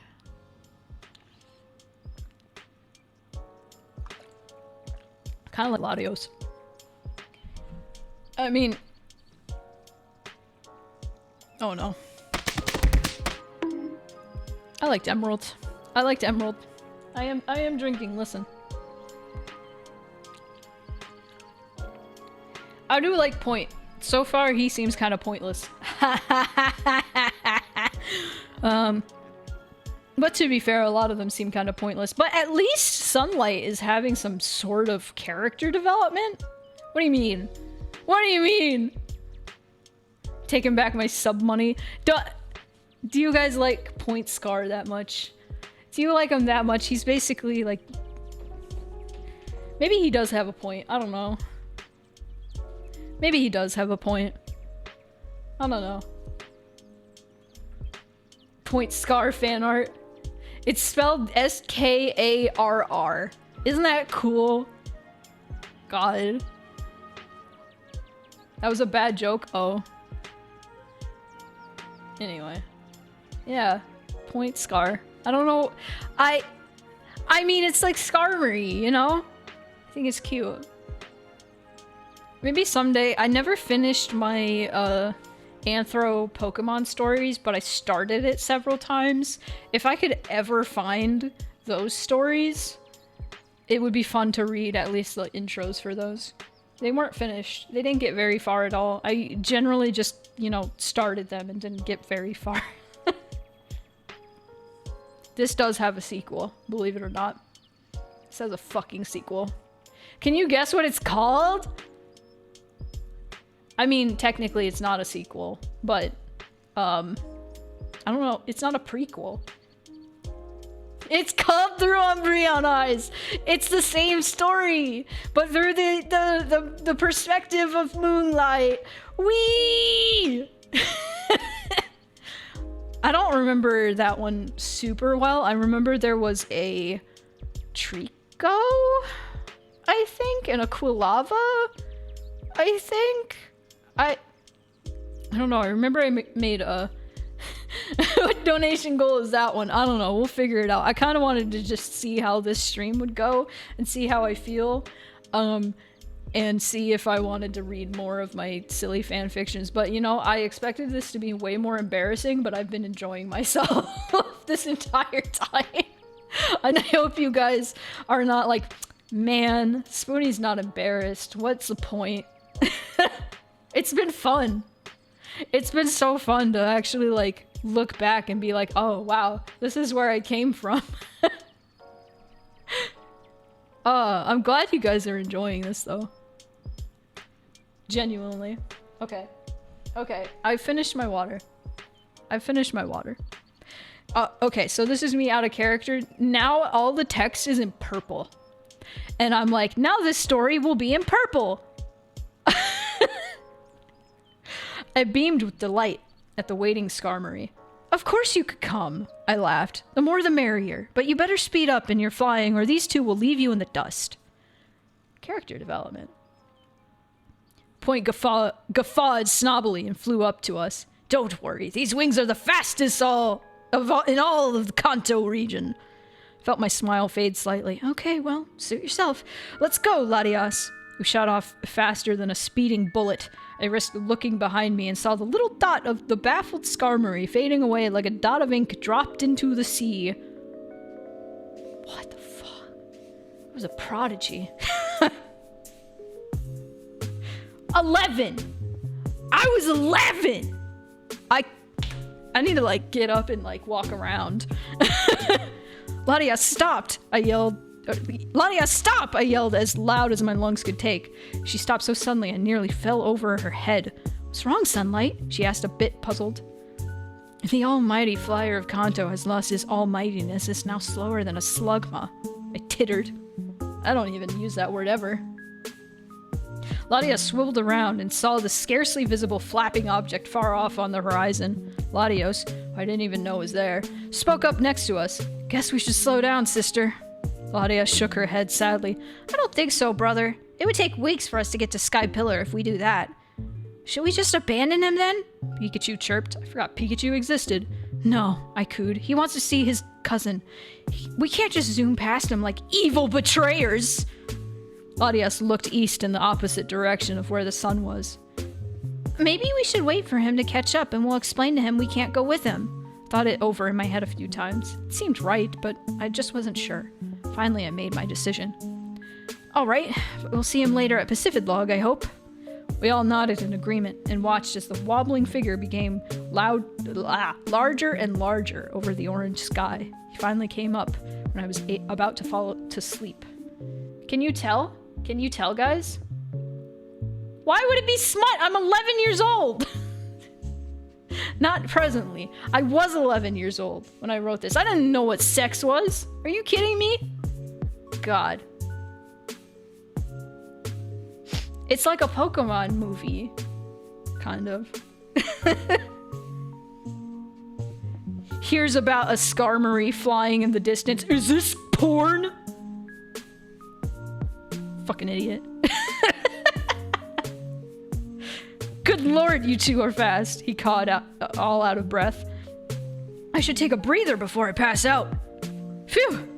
You two went halfway across the region in 5 seconds. Amazing. At this rate, you're gonna get to Hoenn before night falls. Latios looked at him and said distinctively, You know what, Mr. Scar? We were thinking if you could just fly to Moss Deep yourself. Point looked a bit confused. I thought that was the plan, wasn't it? There was a long silent pause and Pikachu let out a long moan. Oh, I know, I use moan a lot. Well, I swear to God. We could have been at Pacific Log by now. Why are you silly psychic dragons waiting for? What are you silly psychic dragons waiting for? Let's move. Yeah. No, it's not smut. I wouldn't read smut on Twitch. I would get banned. That's a stupid question. I wonder if your fans were expecting the Yoinky Sploinky time. Probably not. They were all the same age as me. About. I did bring up, like, mating at one point, but not in detail or anything. Like, Espeon had made it perfectly clear that she doesn't like that. Or Sunlight, rather, made it perfectly clear. She's like, no, I don't want kids. And Umbreon was like, yeah, me neither. Fuck that. Tittered? Tittered? What is tittered? I'm sorry, I'm being so mean. But no, genuinely. Of course it's not smut. If it was a reference to tittered, then I stand, not corrected, but I am Boo Boo the Fool, and I apologize. But, okay, so comment time. Comment time. Why?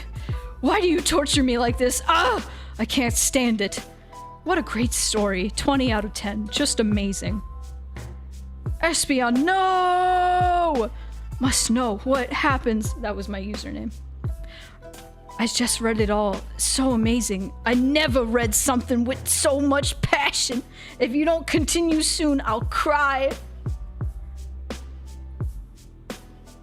And then me. I'm not trying to torture anyone. A hurricane came and made the internet crash for a month. Does anybody remember the 3 hurricanes in a row that hit Florida? Does anyone remember that? That's what happened. What was it? It was Hurricane Ivan, Hurricane Francis, Hurricane... I don't know. It was like 3 hurricanes in a row. That's what happened. Yeah.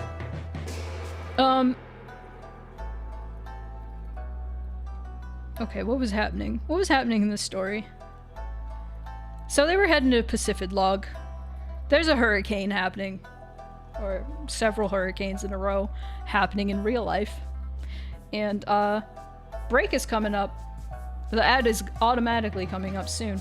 So, let's, we're on page 28 of 41. So I think we should take a break and then come back and then finish the story. Perhaps. Save.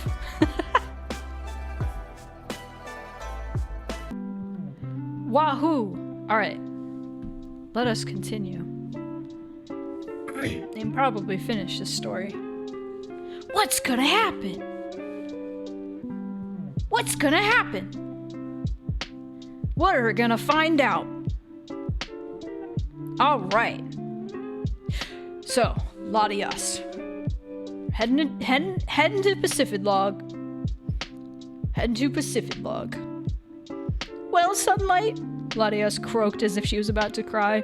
This seems like you'll be seeing your friend Moonlight anytime soon now. I didn't answer. To think that Moonlight was miles away and I would reach him within minutes. It felt as if the whole reason I was doing this journey was to run far, far away. Away from the forest I once lived in. Away from the warm rock under the cool tree. I just wanted to run away and think. Now that what I was looking for mentally was almost found, I still wasn't finished running and figuring out my purpose. Damn! Damn! It's not about the destination. It's about the journey. And she realized she's just trying to run away. That's it. This is beautiful. Okay. Well, I guess we'll be seeing you some other time, Mr. Point Scar, Latios called behind his back. He jetted off at the speed of light, a blink of the eye towards the horizon. He was but a mere flash of blue. Nice meeting you, young lass, Point Scar cawed. I hope to meet up with you in Hoenn. Latias nodded, one fleeting nod, and we were off. The wind rushed through my fur as the ocean beneath us whirled in a rainbow of colors, and the sky leisurely blackened into its dark blue shade. I began to feel nauseated and cold. Speeding that fast through the air that long was a little too overwhelming. My bones began to shiver and my eyes felt like round ice cubes. I could have closed them compactly shut, but I was too eager to see Pacific Log Town, coming up in the ocean's horizon. I wouldn't be able to tell anyway if we were there or not. Felt like we were in a long black tube, cold and sick feeling. Interesting. See ya, JM. I was dizzy and confused. I felt any moment I would be chucked off Latias's back out of my weakness. It did not say moment. Damn it. But instead, we came to a halt, and we were far above the ocean, looking down at a minor human population floating on the water. My head was whirring so much inside I didn't see it as clearly as I normally would. "Now to find Sky Pillar," Latias chirped as I jumped, forgetting what a voice sounded like. Being called Sky Pillar, you'd expect it to be easy to find. We didn't see it anywhere. Nothing at all. There were rocks out in the ocean bunched all together. And queerly, it seemed to me that there was one particularly large spot without any rocks at all. I used queer. "Sister," Latios growled over to Latias, "we should rest. Maybe there is a secret to the sacred tower of Sky Pillar. You never know." Latias seemed baffled. "We shouldn't rest, brother. Humans are scattered all over that town." Latios shook his head. "Haven't you forgotten? We can become unseen." Latias was beginning to act agitated. "I'm not worried about us. I mean them. Sunlight and Pikachu." Latios closed his eyes and smiled. "Don't lose hope. We can follow them, invisible in the town, and they can act cute, so someone would have to take them inside." "Great idea," Pikachu chipped, and I put in parentheses, and I don't mean chirped. Why was I saying chipped? I don't know. "Okay, let's get to it," I whispered. I was staring intently at the back of Latias's neck, waiting for something to happen. I looked at it again and thought I had gone mad.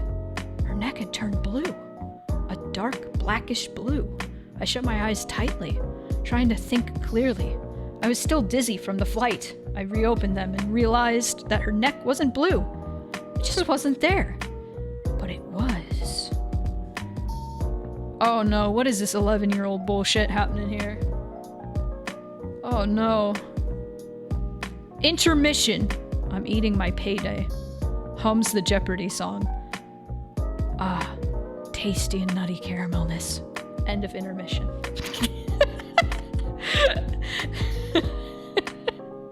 Latias and her brother were completely unseen, but I could still hear Latias' soft breathing and feel her warmth. Pikachu and I looked as if we were hovering about in the air. We glided in a buoyant fashion down to the deck of Pacific Log. I jumped off my invisible friend's back, quite unsure of where to jump to. Luckily, I landed gracefully onto the floating timber board. Pikachu stumbled off clumsily, nearly falling into the water. "Okay," Latios uttered lower than a whisper. "All you have to do is look cold and hungry, and a human is sure to take you in." I nodded in what I thought was where Latios was and drooped my ears. Then nearly brushing the ground. So, the ears, droopy ears. I painted a sorrowful frown on my face, arching my back and limping across the wooden floats. Oh damn, Sunlight's selling it. Pikachu seemed to act even better. His eyes were larger than plates, and his ears lay flat against his back. His eyes looked like they were boiling and about to cry a river of tears. I almost smiled when a young girl in a yellow dress pointed at us, gibbering, "Mommy, Mommy, look at those two Pokemon, they look hurt!"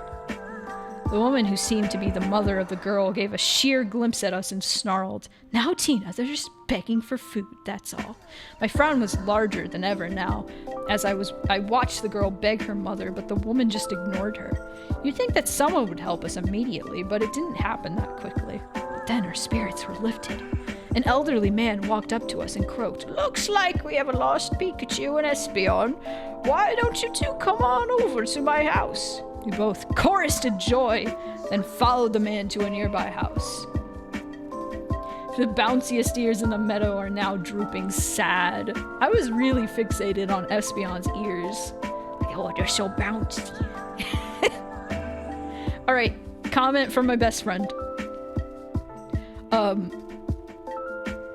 But there's a twist. There's a twist to this comment. Oh, and I'm not Clappy Seal, I'm Espeon. It's a long story. Clap can't log off, so really, I am Espeon. I'll prove it. And then in purple text, the end. Just kidding. So this next chapter was posted under my friend's account because I'm imagining I was banned from the computer. And so I went to her house and I posted through her account. That's what I'm deducing here. The man ushered us to a nearby corner next to the window where the moon's gentle rays percolated through. I don't think that's how you use that word, 11-year-old me. We gratefully curled up into tight balls, shutting our eyes compactly shut. I kept one eye open and watched the ancient man stumble towards the window. We looked out as the ghostly glow of the moon shined on his face. Mirage Island. Oh, it didn't show today. And that's me in parentheses with a winky face. Understand now? Well, of course.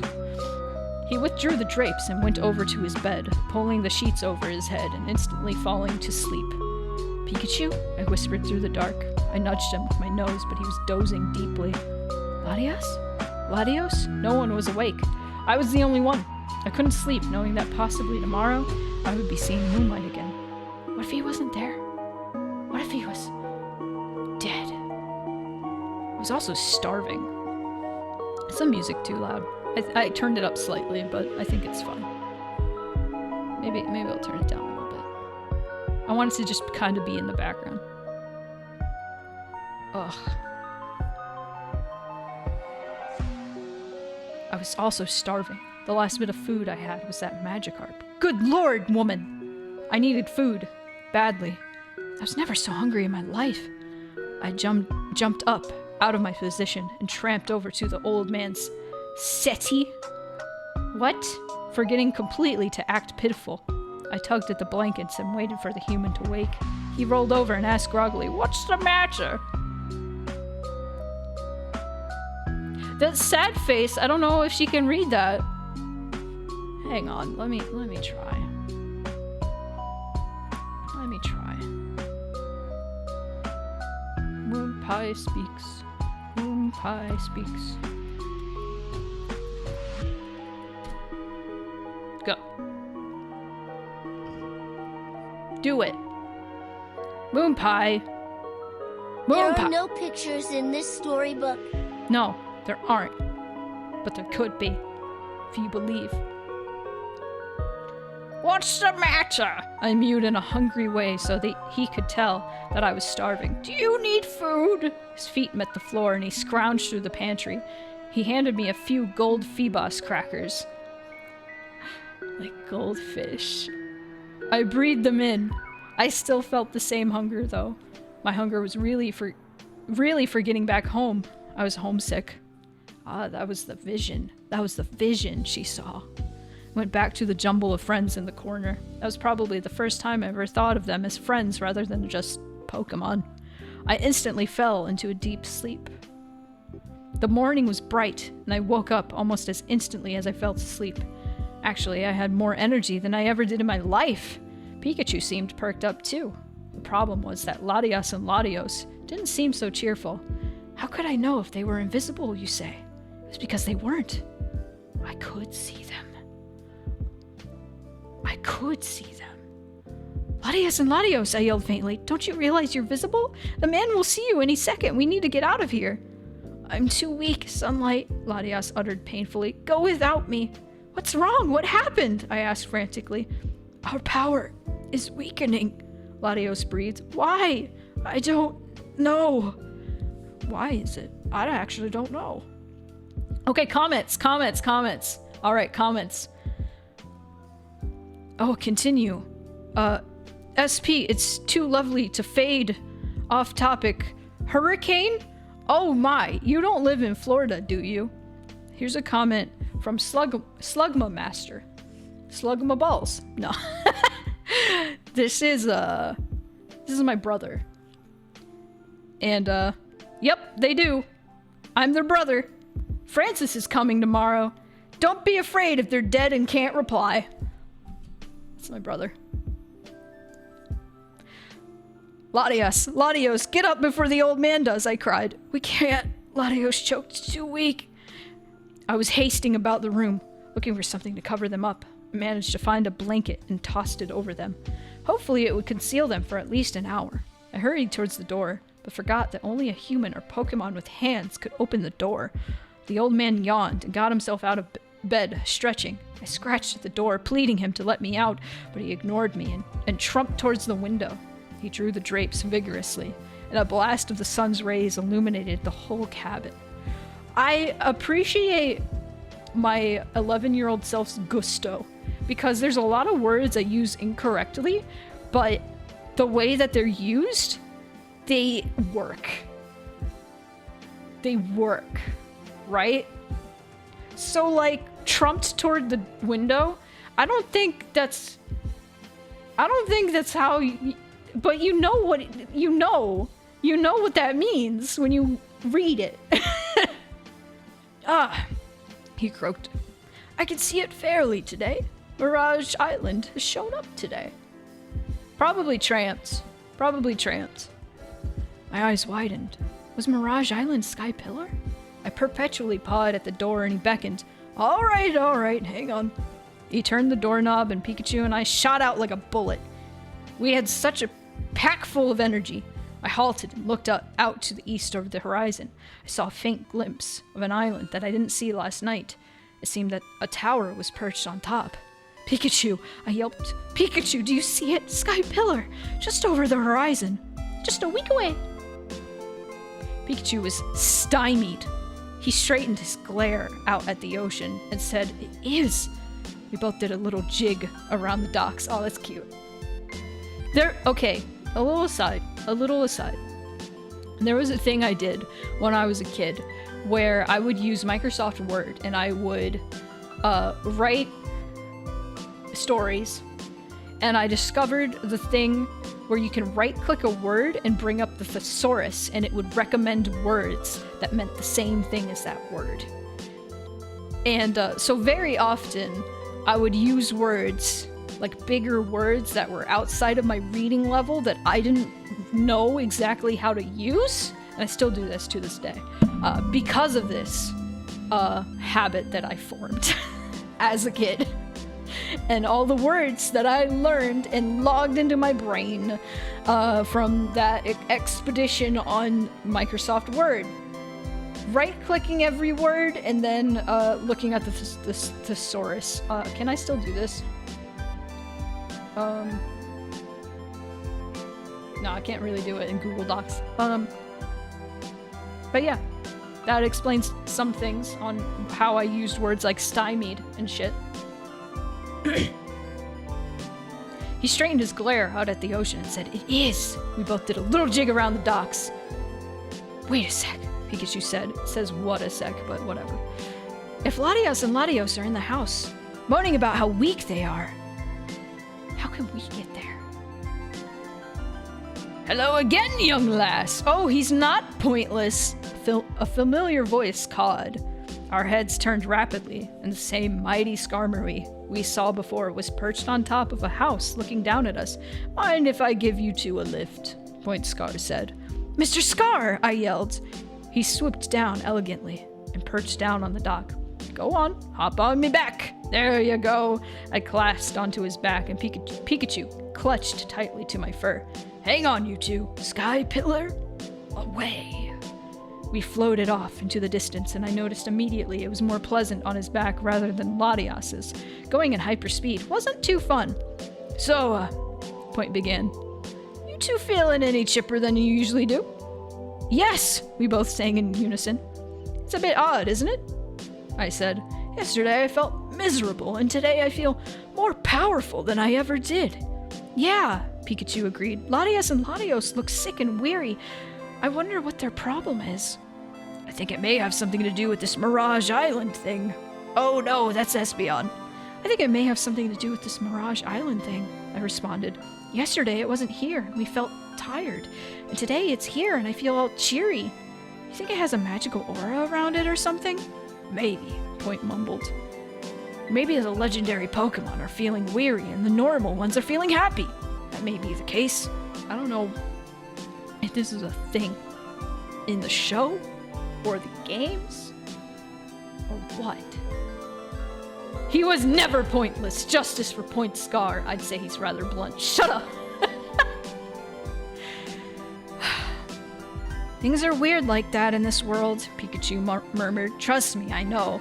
I've been through much stranger travels than this. Oh, a list of Pokemon again. Saw Mewtwo and Mew. Saw Lugia, Moltres, Articuno, and Zapdos fight. Saw Unknown make an Entei out of some little girl's imagination. Saw Celebi and Suicune. I spelled it wrong. What else? Oh yeah, I met Latios and Latios once before. You have? I said, surprised. Yeah, but I think it was a different pair because of the Latios died, and then I saw Jirachi and Groudon. This is my latest weird adventure yet, seeing Rayquaza.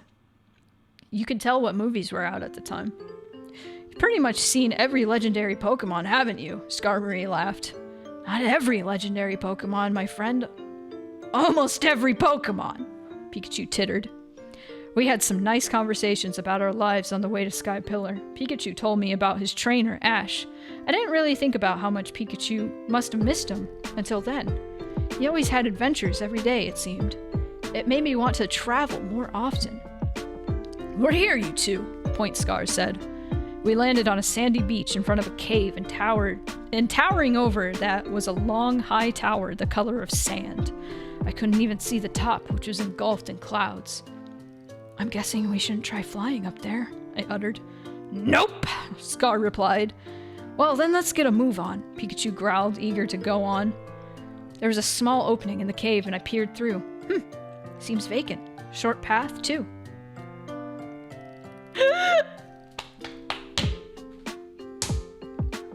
Guys, you'll never believe what I just wrote! Let me reread this line.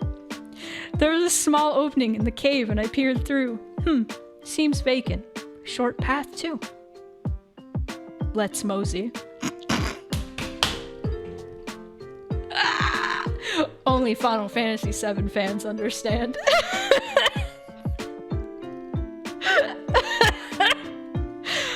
Oh my god. Can you tell? I was more obsessed with Final Fantasy VII when I was 13. 12 to 13, around that age range. But I did play Final Fantasy VII at this age. You can tell, because I said, let's mosey. I gated into the humid grotto, Pikachu and Point following in my wake. The place was dark, and the only thing I could see was, well, darkness. A light was protruding from the corner. Wow, such a small cave, Point remarked. Wonder why it's here. Probably to scare off people, thinking that they have to go through a long cave to get to Rayquaza. It doesn't matter. God damn it.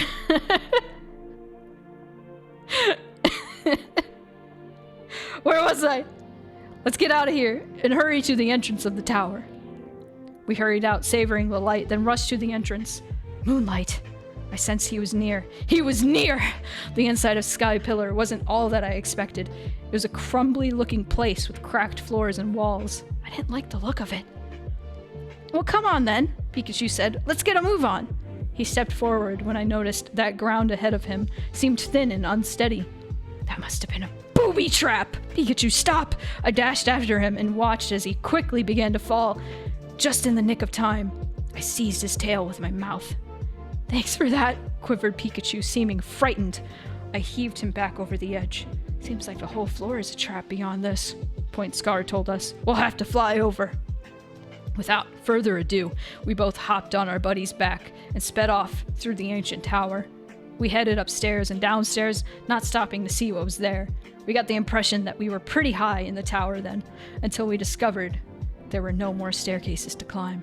Now what? I cried. There must be a trick to this or something. No, it must be a trap, suggested Point.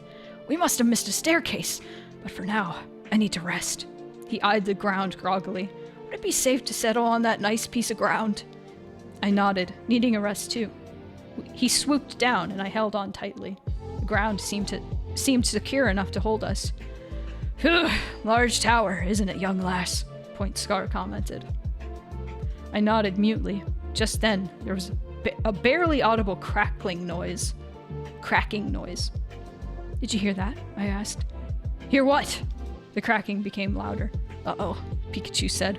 The floor caved in. We were falling into a dark abyss. Down, down. Hurry! Grab me tail! Screamed Point. I bit on his razor blade tail and felt him fly upwards towards where we fell from. Hang on! The light that was guiding the way disappeared. The hole, it's blocked, screeched Point. It regenerated itself. Guess the way out is down, Pikachu sobbed. The forceful Skarmory plummeted downward, almost causing us to fall up. Soon enough, we began to see light.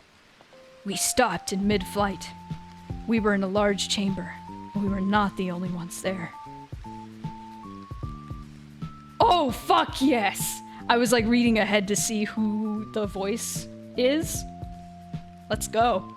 Well, well, look who stumbled in, James, a red-haired woman cackled. A Pikachu, an Espeon, and a Skarmory. What luck we have today. I agree with you, Jessie. We have the Umbreon, and now these three, and soon enough Rayquaza, a man with purple hair replied. Is it blue or purple? I don't know. I glared at them, and Pikachu jumped off Point's back. You three! He screamed. How many times do you have to be behind these sinister plots? A Meowth behind the woman's legs came out and said in human speech, Hang on, are you the twerp's Pikachu? Yes, I am, and he's not a twerp. His name is Ash, and he's my best friend. I spelled Meowth wrong. There's no W. Get fucking pumped. The Meowth made a sinister smirk and looked up to the purple-haired man. Hey, Jimmy, get this! That Pikachu is a twerps. We've been trying to capture him all these years, and he finally comes to us like a good old boy. Oh, I like it when things turn out like this. Pikachu made a ferocious growl. James made a menacing smile. You don't say, Meowth. Oh, well, this has to be the luckiest day of our lives. He pulled out a remote from behind his back and pressed a large red button in the center of it. So cartoonish. Out from behind him, a net shot out and wrapped around Pikachu, swinging him back into a colossal machine that I finally noticed. At the center was a circular glass window, which inside stood Moonlight. He was crying! His head was bowed, facing the ground, as if mad at himself. He was just a still statue, his eyes bubbling up with water. Moonlight! I screamed. I leapt off Point Scar and ran towards the machine as if I didn't want to do anything else.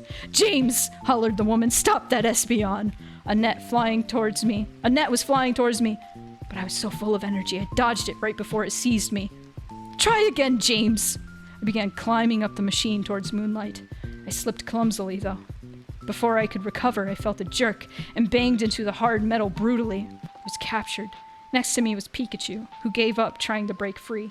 He glanced at me, wearing a defeated expression. Welcome to the captured... Welcome to the captured club. Don't try to get free because you never will. Amusing, Pikachu. Really amusing.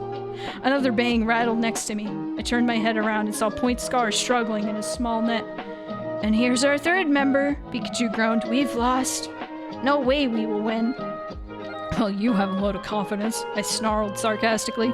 James, Jessie hollered, it is now time to awaken the Rayquaza.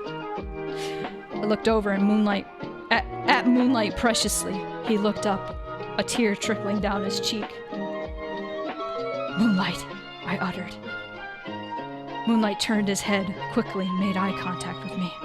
His eyes broadened. Sunlight? There was a booming voice from Jessie that sounded like, Now! A cry of agony came from Moonlight. He was being electrified painfully.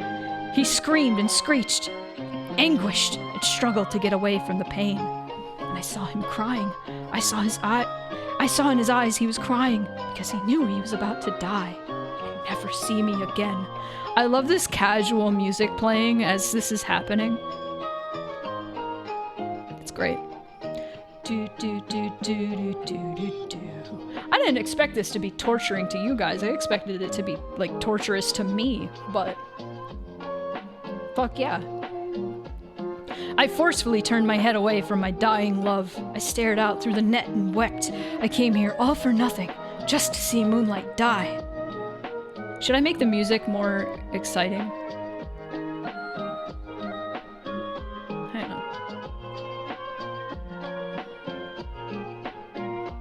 What should we do? No more lo-fi. Let's see. Oh, you know what? You know what song, like, music?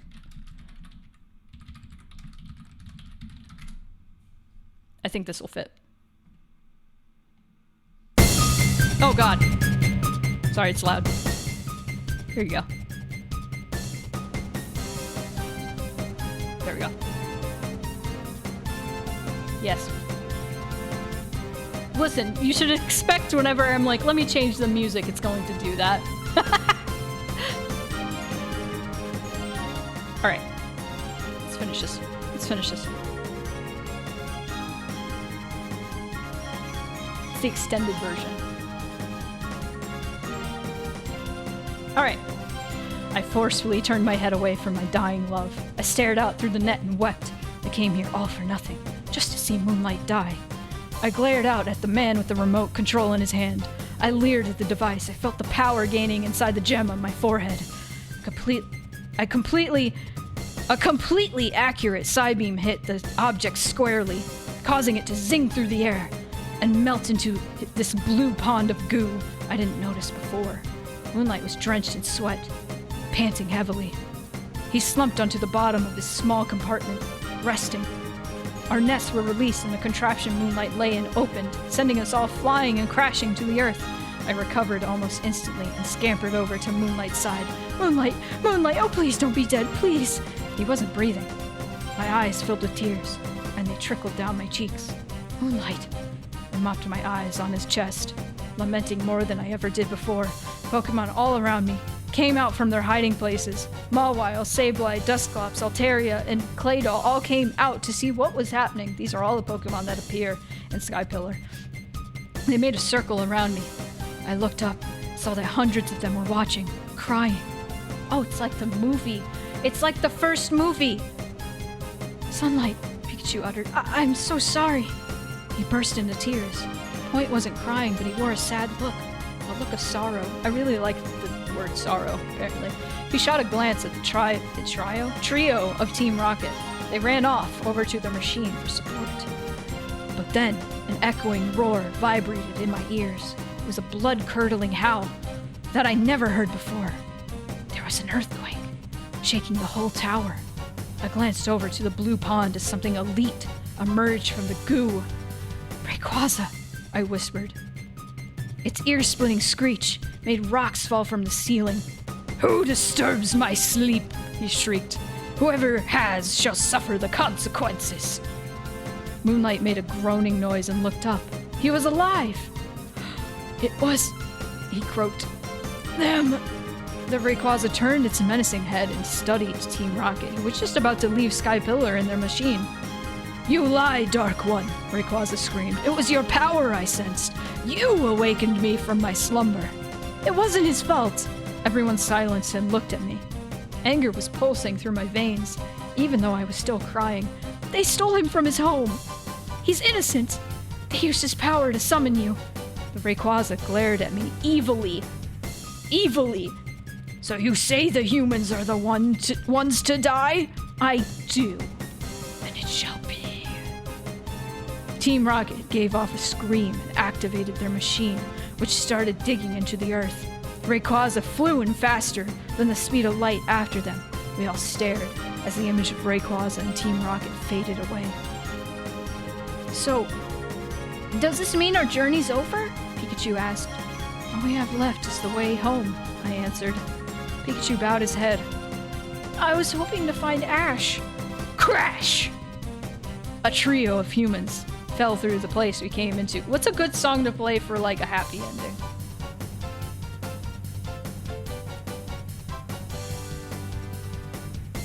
Okay, I know this isn't... What is that, like, emotions? Pokemon Black and White. Can I have it, like, extended? Yeah. Yes. Yes, this is what we need. This is what we need. Guys, we're gonna cry today. We're gonna cry about this. A trio of humans fell through the place we came into.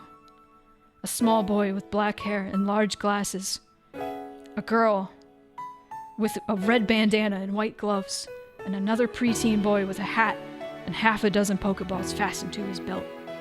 "All right," the boy with the hat cried as he instantly got up. "Where's Team Rocket? They said they were gonna..." Huh? He caught sight of Pikachu. "Pikachu!" Sorry. That's not what he said. He said Ash, but you know, that's how he says Ash. "Pikachu!" Pikachu hollered as he dashed over to his trainer. "Pikachu!" Pikachu jumped into Ash's arms and pet him happily, saying how much he missed him. "How I love a happy ending," Point Scar remarked, and I heaved Moonlight onto his back and got on myself. And then we were heading home. The end. That's it. There's an epilogue! But before I read the epilogue, what do you guys think?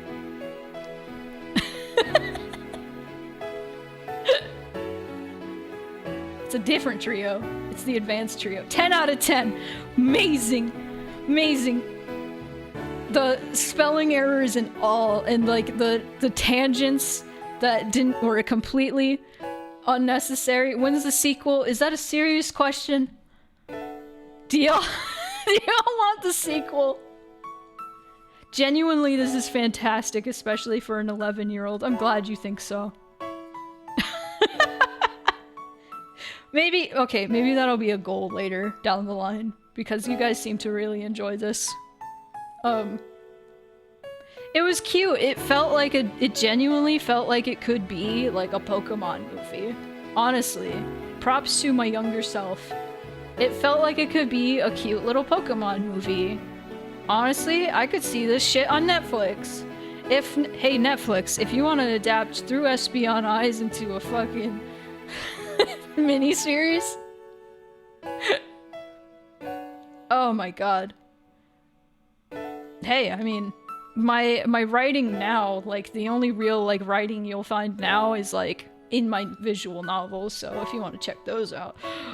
Oh, Nintendo hunting me down. Oh no, Nintendo, please adapts Through SB on Eyes into a fucking Netflix adaptation. They have a Pokemon show. Is it? Is this it? Yay, there we go. No, like Nintendo, get my thing. Get my... This versus the writing and mixed feelings. You have come so far. Thank you. Thank you. Okay, genuine criticism. The spelling sucks. The spelling is ass. It's not terrible. It's not the worst it could be, especially for an 11-year-old.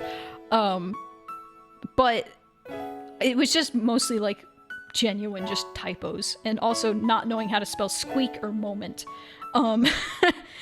In my defense, back in the day we didn't really have autocorrect. Not just with phones. So you know, anytime you type anything anywhere on a computer, it like underlines stuff if you spell it wrong. Like, we didn't have that back then. So considering that, my spelling's pretty good. For an 11-year-old, goddamn. Some of the imagery that I put into people's heads, like with the cool water dribbling down the ribs, holy fuck. The as skittish as a skitty in a room full of rocking chairs, what the fuck? And what? Rib water will live rent-free in my mind. McRib water. Oh my god. Sunlight as a character was like a bitch, and I kind of loved her. And like I kind of like, if this was like rewritten and reimagined to some degree, it would be cooler, I think, if she like had realized, why am I after this guy so much? She kind of had that realization. She's like, why? I don't even know this guy. Why am I so obsessed with him? What is wrong with me? But we're doing this anyway. Who fucking cares? But I don't know. I think for an 11-year-old, this has a lot going on for it. I was a year older than Ash Ketchum. I was a year older than Ash Ketchum when I wrote this. My god. So as you can see, Pokemon was really important to me in my writing journey and like my journey as an artist in general.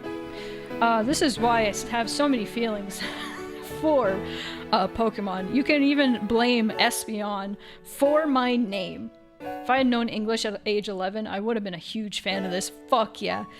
The other thing I have learned from this is it's important to encourage your peers.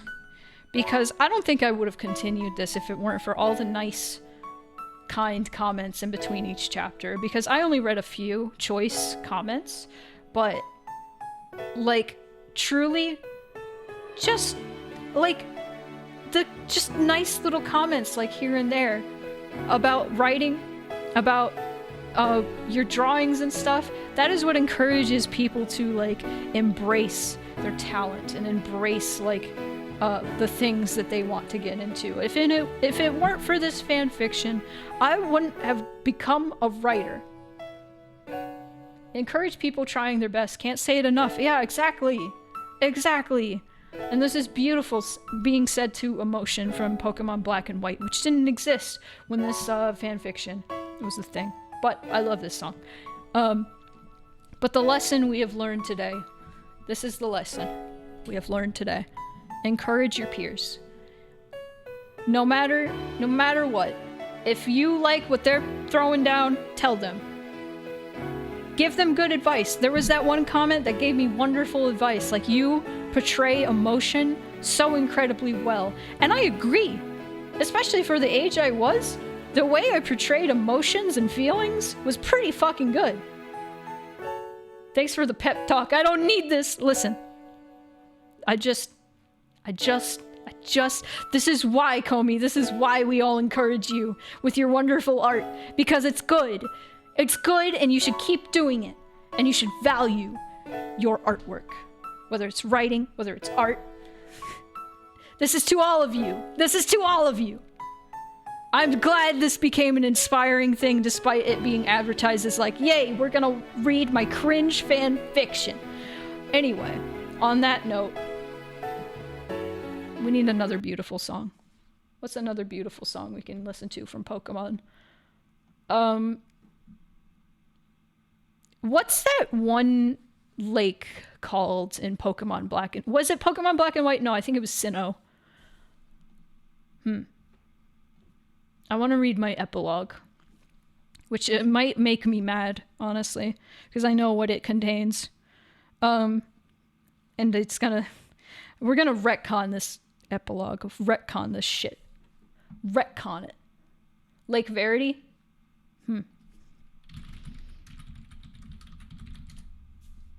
Is this it? This might be it. I think this might be it. Is that it? No, not that one. It's the, like... Is that it? No. Acuity?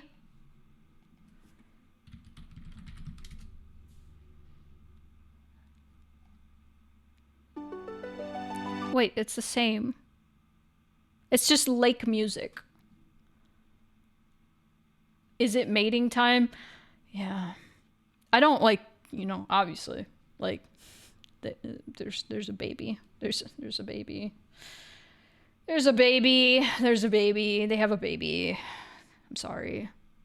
I need a beautiful lake music from Pokemon. What is it? What is it called?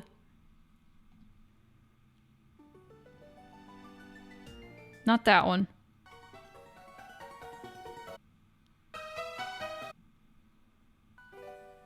Eterna Forest. It wasn't even a lake. I failed. That was it. Okay. How's the reading going? I just finished it. I'm about to read the epilogue. All right. Time to read the epilogue. Okay, who is this? Phew, we're home, I sighed as I leapt off Latios. Moonlight carefully flopped off of Latios. Let's turn the music down a little. Okay. You should have skipped college. This was a great time. Home, Moonlight sighed. I always thought everywhere was home. Now I know it is. Aw, that's cute! That's cute! I turned my head towards Moonlight, whose head silhouetted against the setting moon. What do you mean? Latios cocked his head to the side. Yes, what is it you mean? Home is where... He drowned in his words. What is home? I smiled. Home is... love. That is all. Love. It's where you feel love. The earth is our home. Moonlight smiled and nodded wisely. Yes, exactly. That's cute. Years had passed, and us children of yin and yang were madly in love with each other.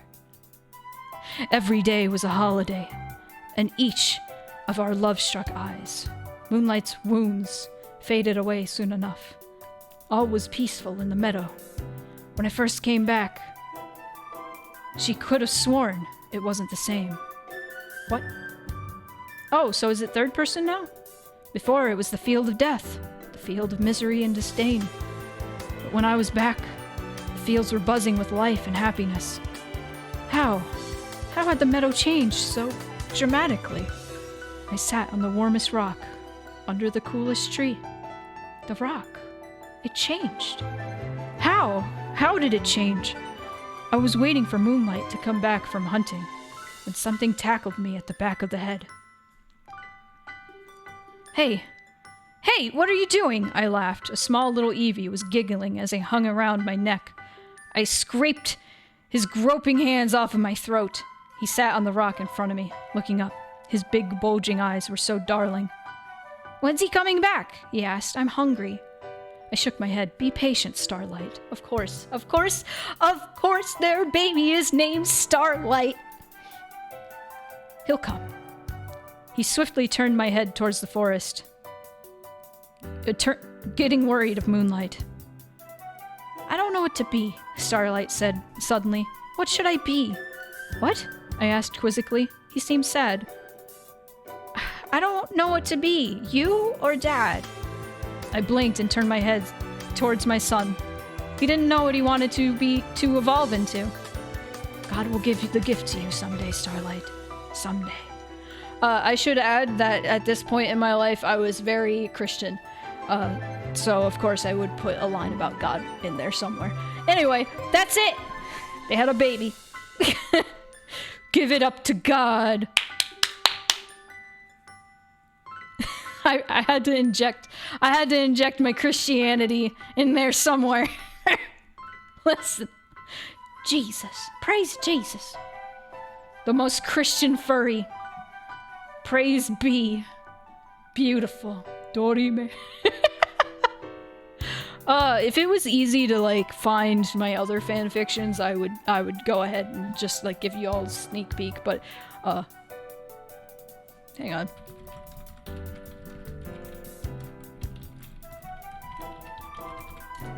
Maybe it is. Hello? Is this it?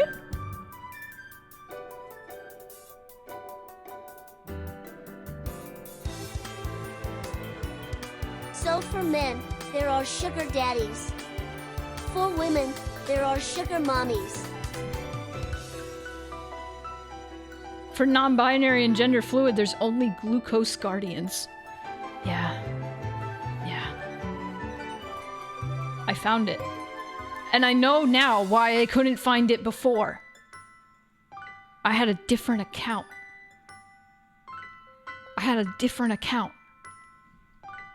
For some fucking reason. Okay, I'm gonna skim over this.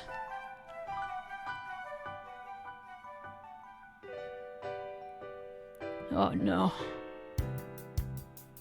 Okay, when did I post this? This was 18 years ago. This was 2005, at the end of 2005. So, I was 13.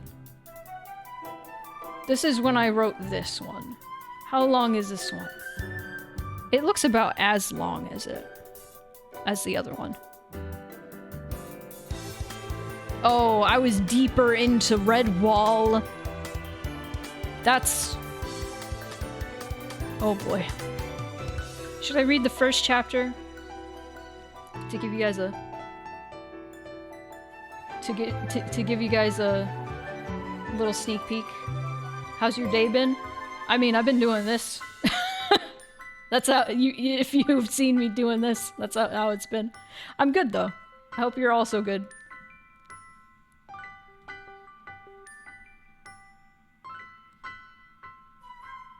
Okay. First chapter. I'll do it. I'll put it down here so I can look like I'm reading from my book. Chapter 1. This is 2 years later. It's 2 years later. In, like, real time. Hang on. Let me put chat up here. There we go. Alright. Chapter 1. A simple night of pleasures. A night of simple pleasures. I'm reading the first chapter of the sequel.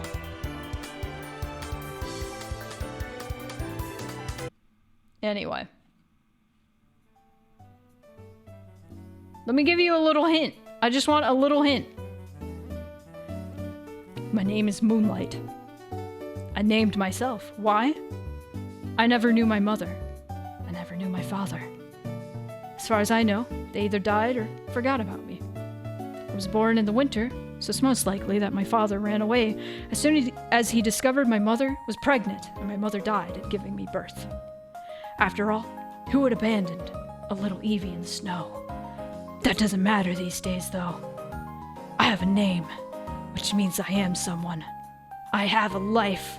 Oh boy, Shadow the Hedgehog motherfucker. I'm an Umbreon. Yes, it is unusual for an Eevee to evolve out in the wild. A typical Umbreon would be living in a little house with a human, evolved by pure happiness in the night. Not me. I found extreme happiness the second I saw her. As soon as I saw her, my heart leapt and I evolved. That's so cute. He saw sunlight and he immediately evolved because he was like, oh, I think I have COVID. It was a tingling sensation evolving. I was glad it was a silent process too. If it was followed with a large bang, I would be doomed and wake the sleeping princess. Who is she, you ask? This princess I keep rambling on about. She's the most beautiful creature I've ever laid my eyes upon. That's what she is. An Espeon. A sleeping Espeon I spy on, night by night. That's fucking creepy, Moonlight. I hate you now. When she sleeps, I cannot help but feel this ever-blessed feeling. Her face is so sad. Whenever I am in her presence, I feel nothing but deep sorrow fill my heart. Something tells me that I should act. I should somehow confront her. Or, not confront, comfort her. But how? Love? Is that the answer? Love? Yeah, this is some Twilight shit. God. No, it isn't. Love is never the answer. She is merely a beautiful painting which sleeps silently under the lone tree and on the hard rock. She is of day, and I am of night. She lives in the meadow, I live in the forest. She is a female, and I am a male. Yet, I still looked at her, obsessed of her sensational sorrow. Damn! Damn! Sensational sorrow. Hot. That alliteration. That night, when I was prowling along in the woods. Thank you. Thank you for the follow. A Phoebos, firmly clamped in my jaws, I had decided to give her a gift. A sliver of food would cheer her up. I spelled wood, W-O-O-D. What was I thinking? I had never even seen her awake. I didn't even know her. With that, I swallowed the small fish myself. Phoebos are pretty big, dude. I still felt the need to see her and comfort her. I peeped through the bush. I saw her yet again on this rock, under the lone tree, sleeping with the saddest of all faces upon her. The gem on her forehead glinted and I knew that was a sign. She sensed me. Her body shifted, and her eyes opened into slits. I was so stupid. I finally had the chance to talk to her, to show her that I existed. I also had the chance to cherish the moment of seeing her awake. But no! What I had to do was follow my stupid instincts and scamper away like a scared dog. Dogs exist? Back into the woods where I belonged. I just had to meet her. And that's the first chapter of Through Umbreon Eyes. Maybe there'll be a donation goal for that someday. I thought I would go over 5 a little bit, and I was gonna raid Case, but we have like 10 minutes until Case even starts streaming, so we can have some final thoughts. Final thoughts.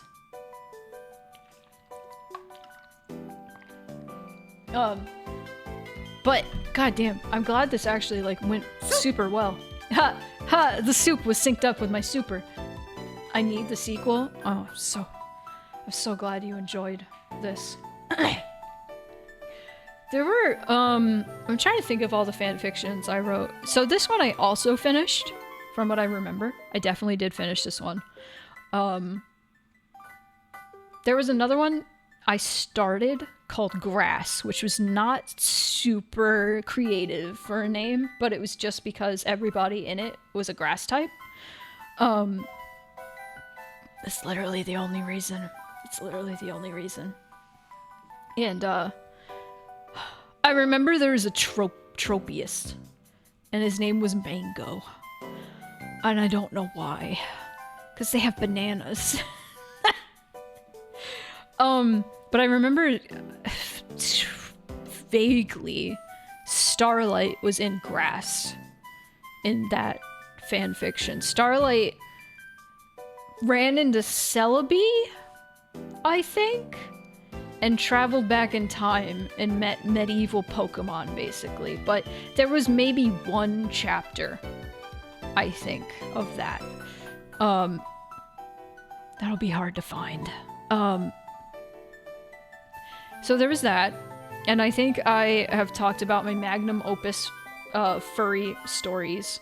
I don't remember exactly what they were called, but they were 100% like mashups of Ratchet and Clank, Sly Cooper, and Jak and Daxter. Because that's all the things I was into with Pokemon. Basically, it was Pokemon in the future, everybody was an anthro furry. The main characters were 100% ripoffs of Sly Cooper and the gang, and but they were just Pokemon instead.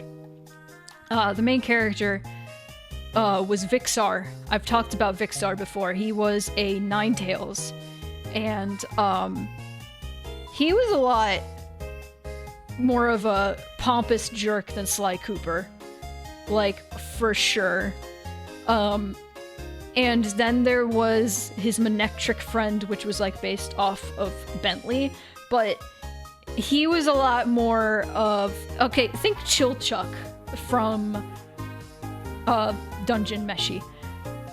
He was like Chilchuck. He was small, and he was angry, and he was always fighting with Vixar.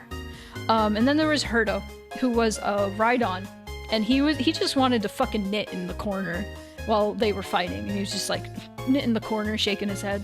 I think of these characters so much. I based my entire like trio character like dynamic bullshit on these 3 motherfuckers. That is how you write 3 characters. If you look at Mixed Feelings, which also stars 3 characters, both of them do, this is how these characters are. There's one motherfucker who is always causing problems and always arguing with another character, and then there's the other character on the sidelines that just wants everybody to be happy and is just sad. Everybody's not happy. And if you've played Mixed Feelings, you know what I'm talking about. Mixed Feelings 2, I don't know, their dynamics aren't quite the same because they all get along better. I feel like Ezra and Zale are the ones who argue, and then Dandy's the one in the corner shaking his head like, oh, you guys. That's what you need. That's what you need. Okay, real question then. What was everybody's favorite character? and Through Espeon Eyes. Honestly, I think I'm a fan of Sunlight. I think I liked her in the end. Scar? Yeah. Point Scar was a pretty good guy. I'd be the Rhydon needing tag yourself. Sunlight was fun. Like, honestly, I was really scared because she's pompous. She's so pompous. I like Sunlight. Honestly, if there was more of Moonlight, I think I would have liked him the most. But, I mean, I guess that's what Through Umbreon Eyes is for. So far, I hate him, though. He's a fucking creep in Through Umbreon Eyes. The gem on the forehead is my fave. Oh, shit. You didn't even hear Through Espeon Eyes. You just heard the sneak peek of Through Umbreon Eyes, then. Shit. God damn. But, I don't know, Pikachu was just the Pikachu. That was just Ash's Pikachu, so I don't think you can really pick him as a favorite. I liked the moment where Pikachu was making references to all the different movies. And then he was like, we've actually met Latios and Latias before, and it was like based on the movie that had Latios and Latias. I remember I had like a slight furry awakening, I guess, with that movie. Shout out to Emerald. Emerald was pretty cute. But aren't they human in that movie? Latias is. This is why I had this weird, like, kind of furry awakening in that movie. Because Latias could turn into a human, and at the end of the movie, she kissed Ash. Sorry, spoilers, I guess, but I mean, it's a fucking Pokemon movie. I'm sorry. She kissed Ash, and I had this moment of like, but what?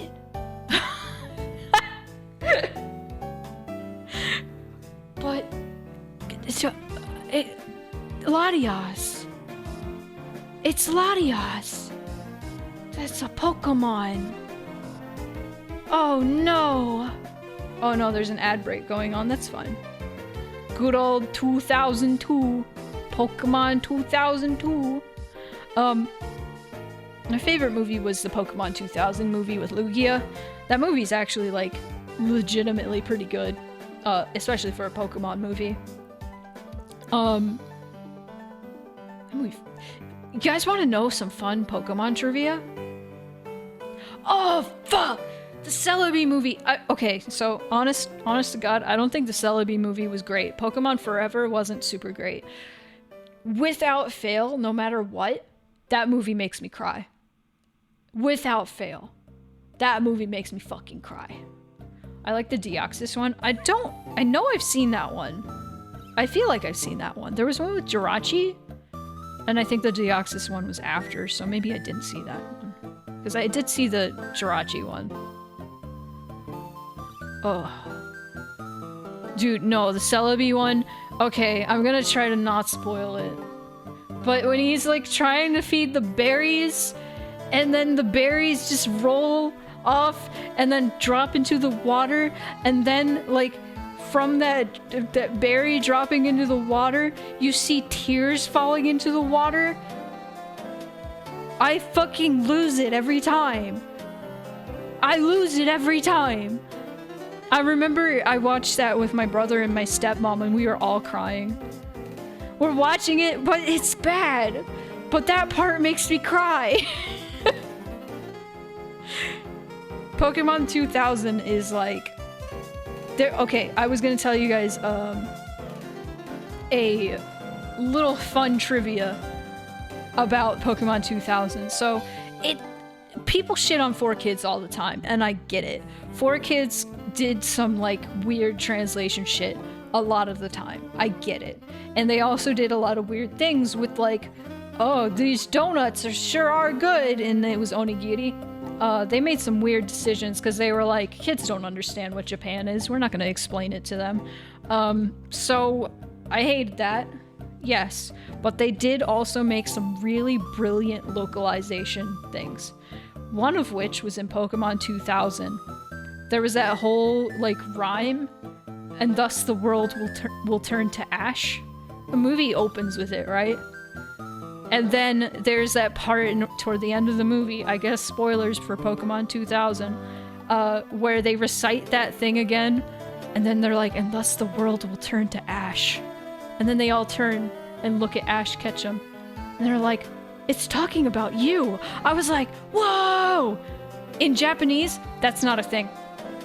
That was not a thing. That was not a thing at all.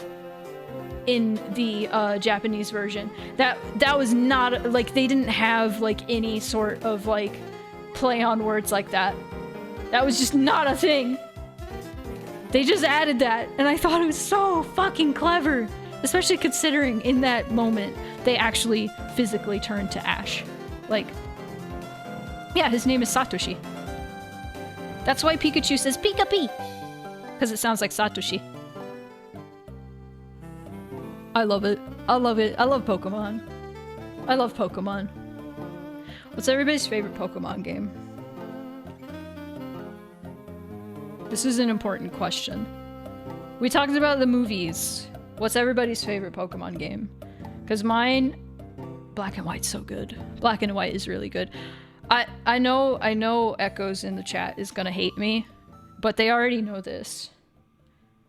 They already know this. My favorite is Sun and Moon. I love Sun and Moon. And I know Echo in the chat hated Sun and Moon. Like, couldn't. Stream dies. Oh. Well, you'll never know. I like Sun and Moon a lot. See, the reason I liked Sun and Moon is because all the characters, they felt like my children. I was like, I loved Hau. I loved Lily. I loved Gladion. I loved all of the kahunas and the captains. I loved all of them. Acerola. I loved, oh my god, what was her fucking name? The kahuna, like, the second kahuna. Yeah, Ultra, people don't like Ultra Sun and Moon. I like regular Sun and Moon. I don't like the hour, 2 hour long tutorial, but I can forgive it. It's a kid's game. I get it. And there's a lot. Pokemon is super dense now. What was the water trainer girl? Acerola was the ghost. I forget the water trainer girl's name. There were so many. Twitch is behaving? Oh no. Yeah, no, I said Sun and Moon is my favorite, and I know you hate Sun and Moon. I also played Scarlet and Violet, and I really liked it, but there was a lot I didn't like about it. Oh no. Oh no! I'm gonna keep an eye on Case and see if they're streaming yet, because I normally raid into them. About now. Oh, they are streaming. Oh, there's an ad with a cat that looks like Moon Pie. Aw. Aw, this is the best ad ever. Aw. Oh, fuck yeah. Okay, they're still on the starting soon screen, so let's just wrap up with, you know, the things I usually talk about when I'm wrapping up. Let's see, where's the stuff? Where's the stuff? Okay.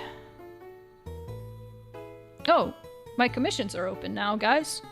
So if you would like to submit a form for a commission, you can check out everything is over there.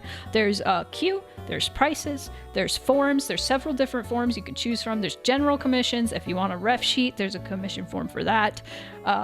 There's commission form for PNG tubers, if you're interested in that. There's Spookify commissions, because I know a lot of people ask about those. And there's also Ko-fi commissions. Those are all your character here's, and those are generally very affordable. Gremlins, Pogs, Loaves, those are all in there. And if you submit a form, I will put you onto the queue, and the queue consists of all the days that I stream commissions. Now, if you have like a not safe for work commission that you want, I will still stream. I just won't show the screen while I'm working on it. And I'll probably do like a media share kind of segment for whenever I'm working on not safe for work stuff. But your spot on the queue is subject to change, especially because patrons are prioritized. I also am offering a flat rate of $20 for anybody who just wants to be prioritized and put to the front of the queue. That's something I'm offering now. So you can also do that if you would rather not commit to a subscription for Patreon. Bah! But so far, the first commission stream is all booked up, so I have 3 more commission streams that are all pretty much empty that I have slots open for. And I can do alts. I can do alts. Thank you, Gil. But that's a thing happening right now. Can you tell I've been reading for 3 hours? It's very obvious. It's very obvious. Hang on. Boop, boop.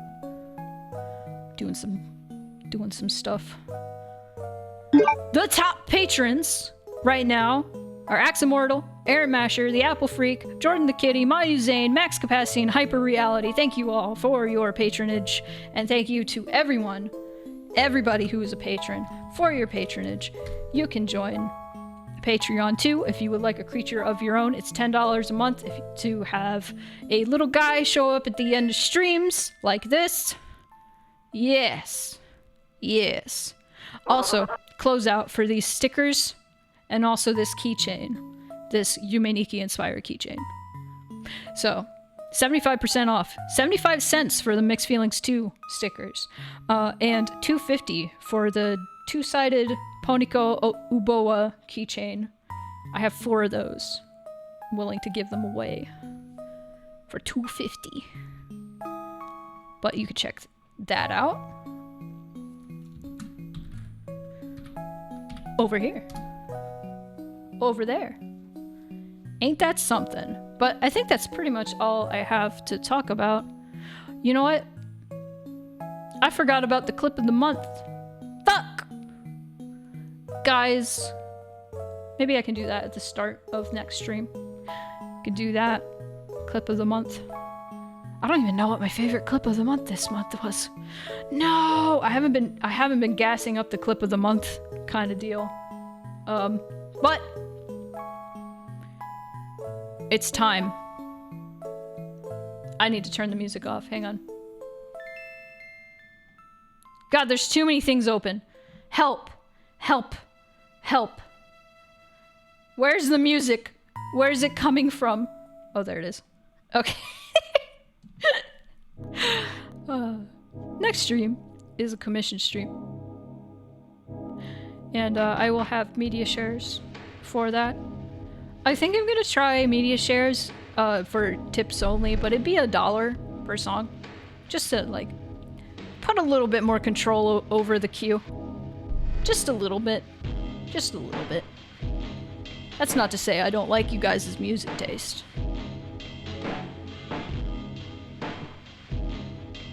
I just want a little bit more control over that queue. I think that would help. But God, I don't know where anything is anymore. I have so many things open. Alright. Apple, no! Apple's gone! Alright, we're gonna go raid case. And this is our usual routine for Mondays. What you gotta do is follow them. If you have to head out, follow them before you have to head out. Case is great. Just released an album, by the way. So ask them about that. Ask them about their new album that they just released. And they'll tell you all about it. So they do music, and they play sci-fi games, usually like older games. They're playing Metroid 2 right now, or Metroid Prime 2, rather. So go, drop them a follow if you haven't already. Hang out, if you can, if you want to. All that good stuff. Have a good day, everybody.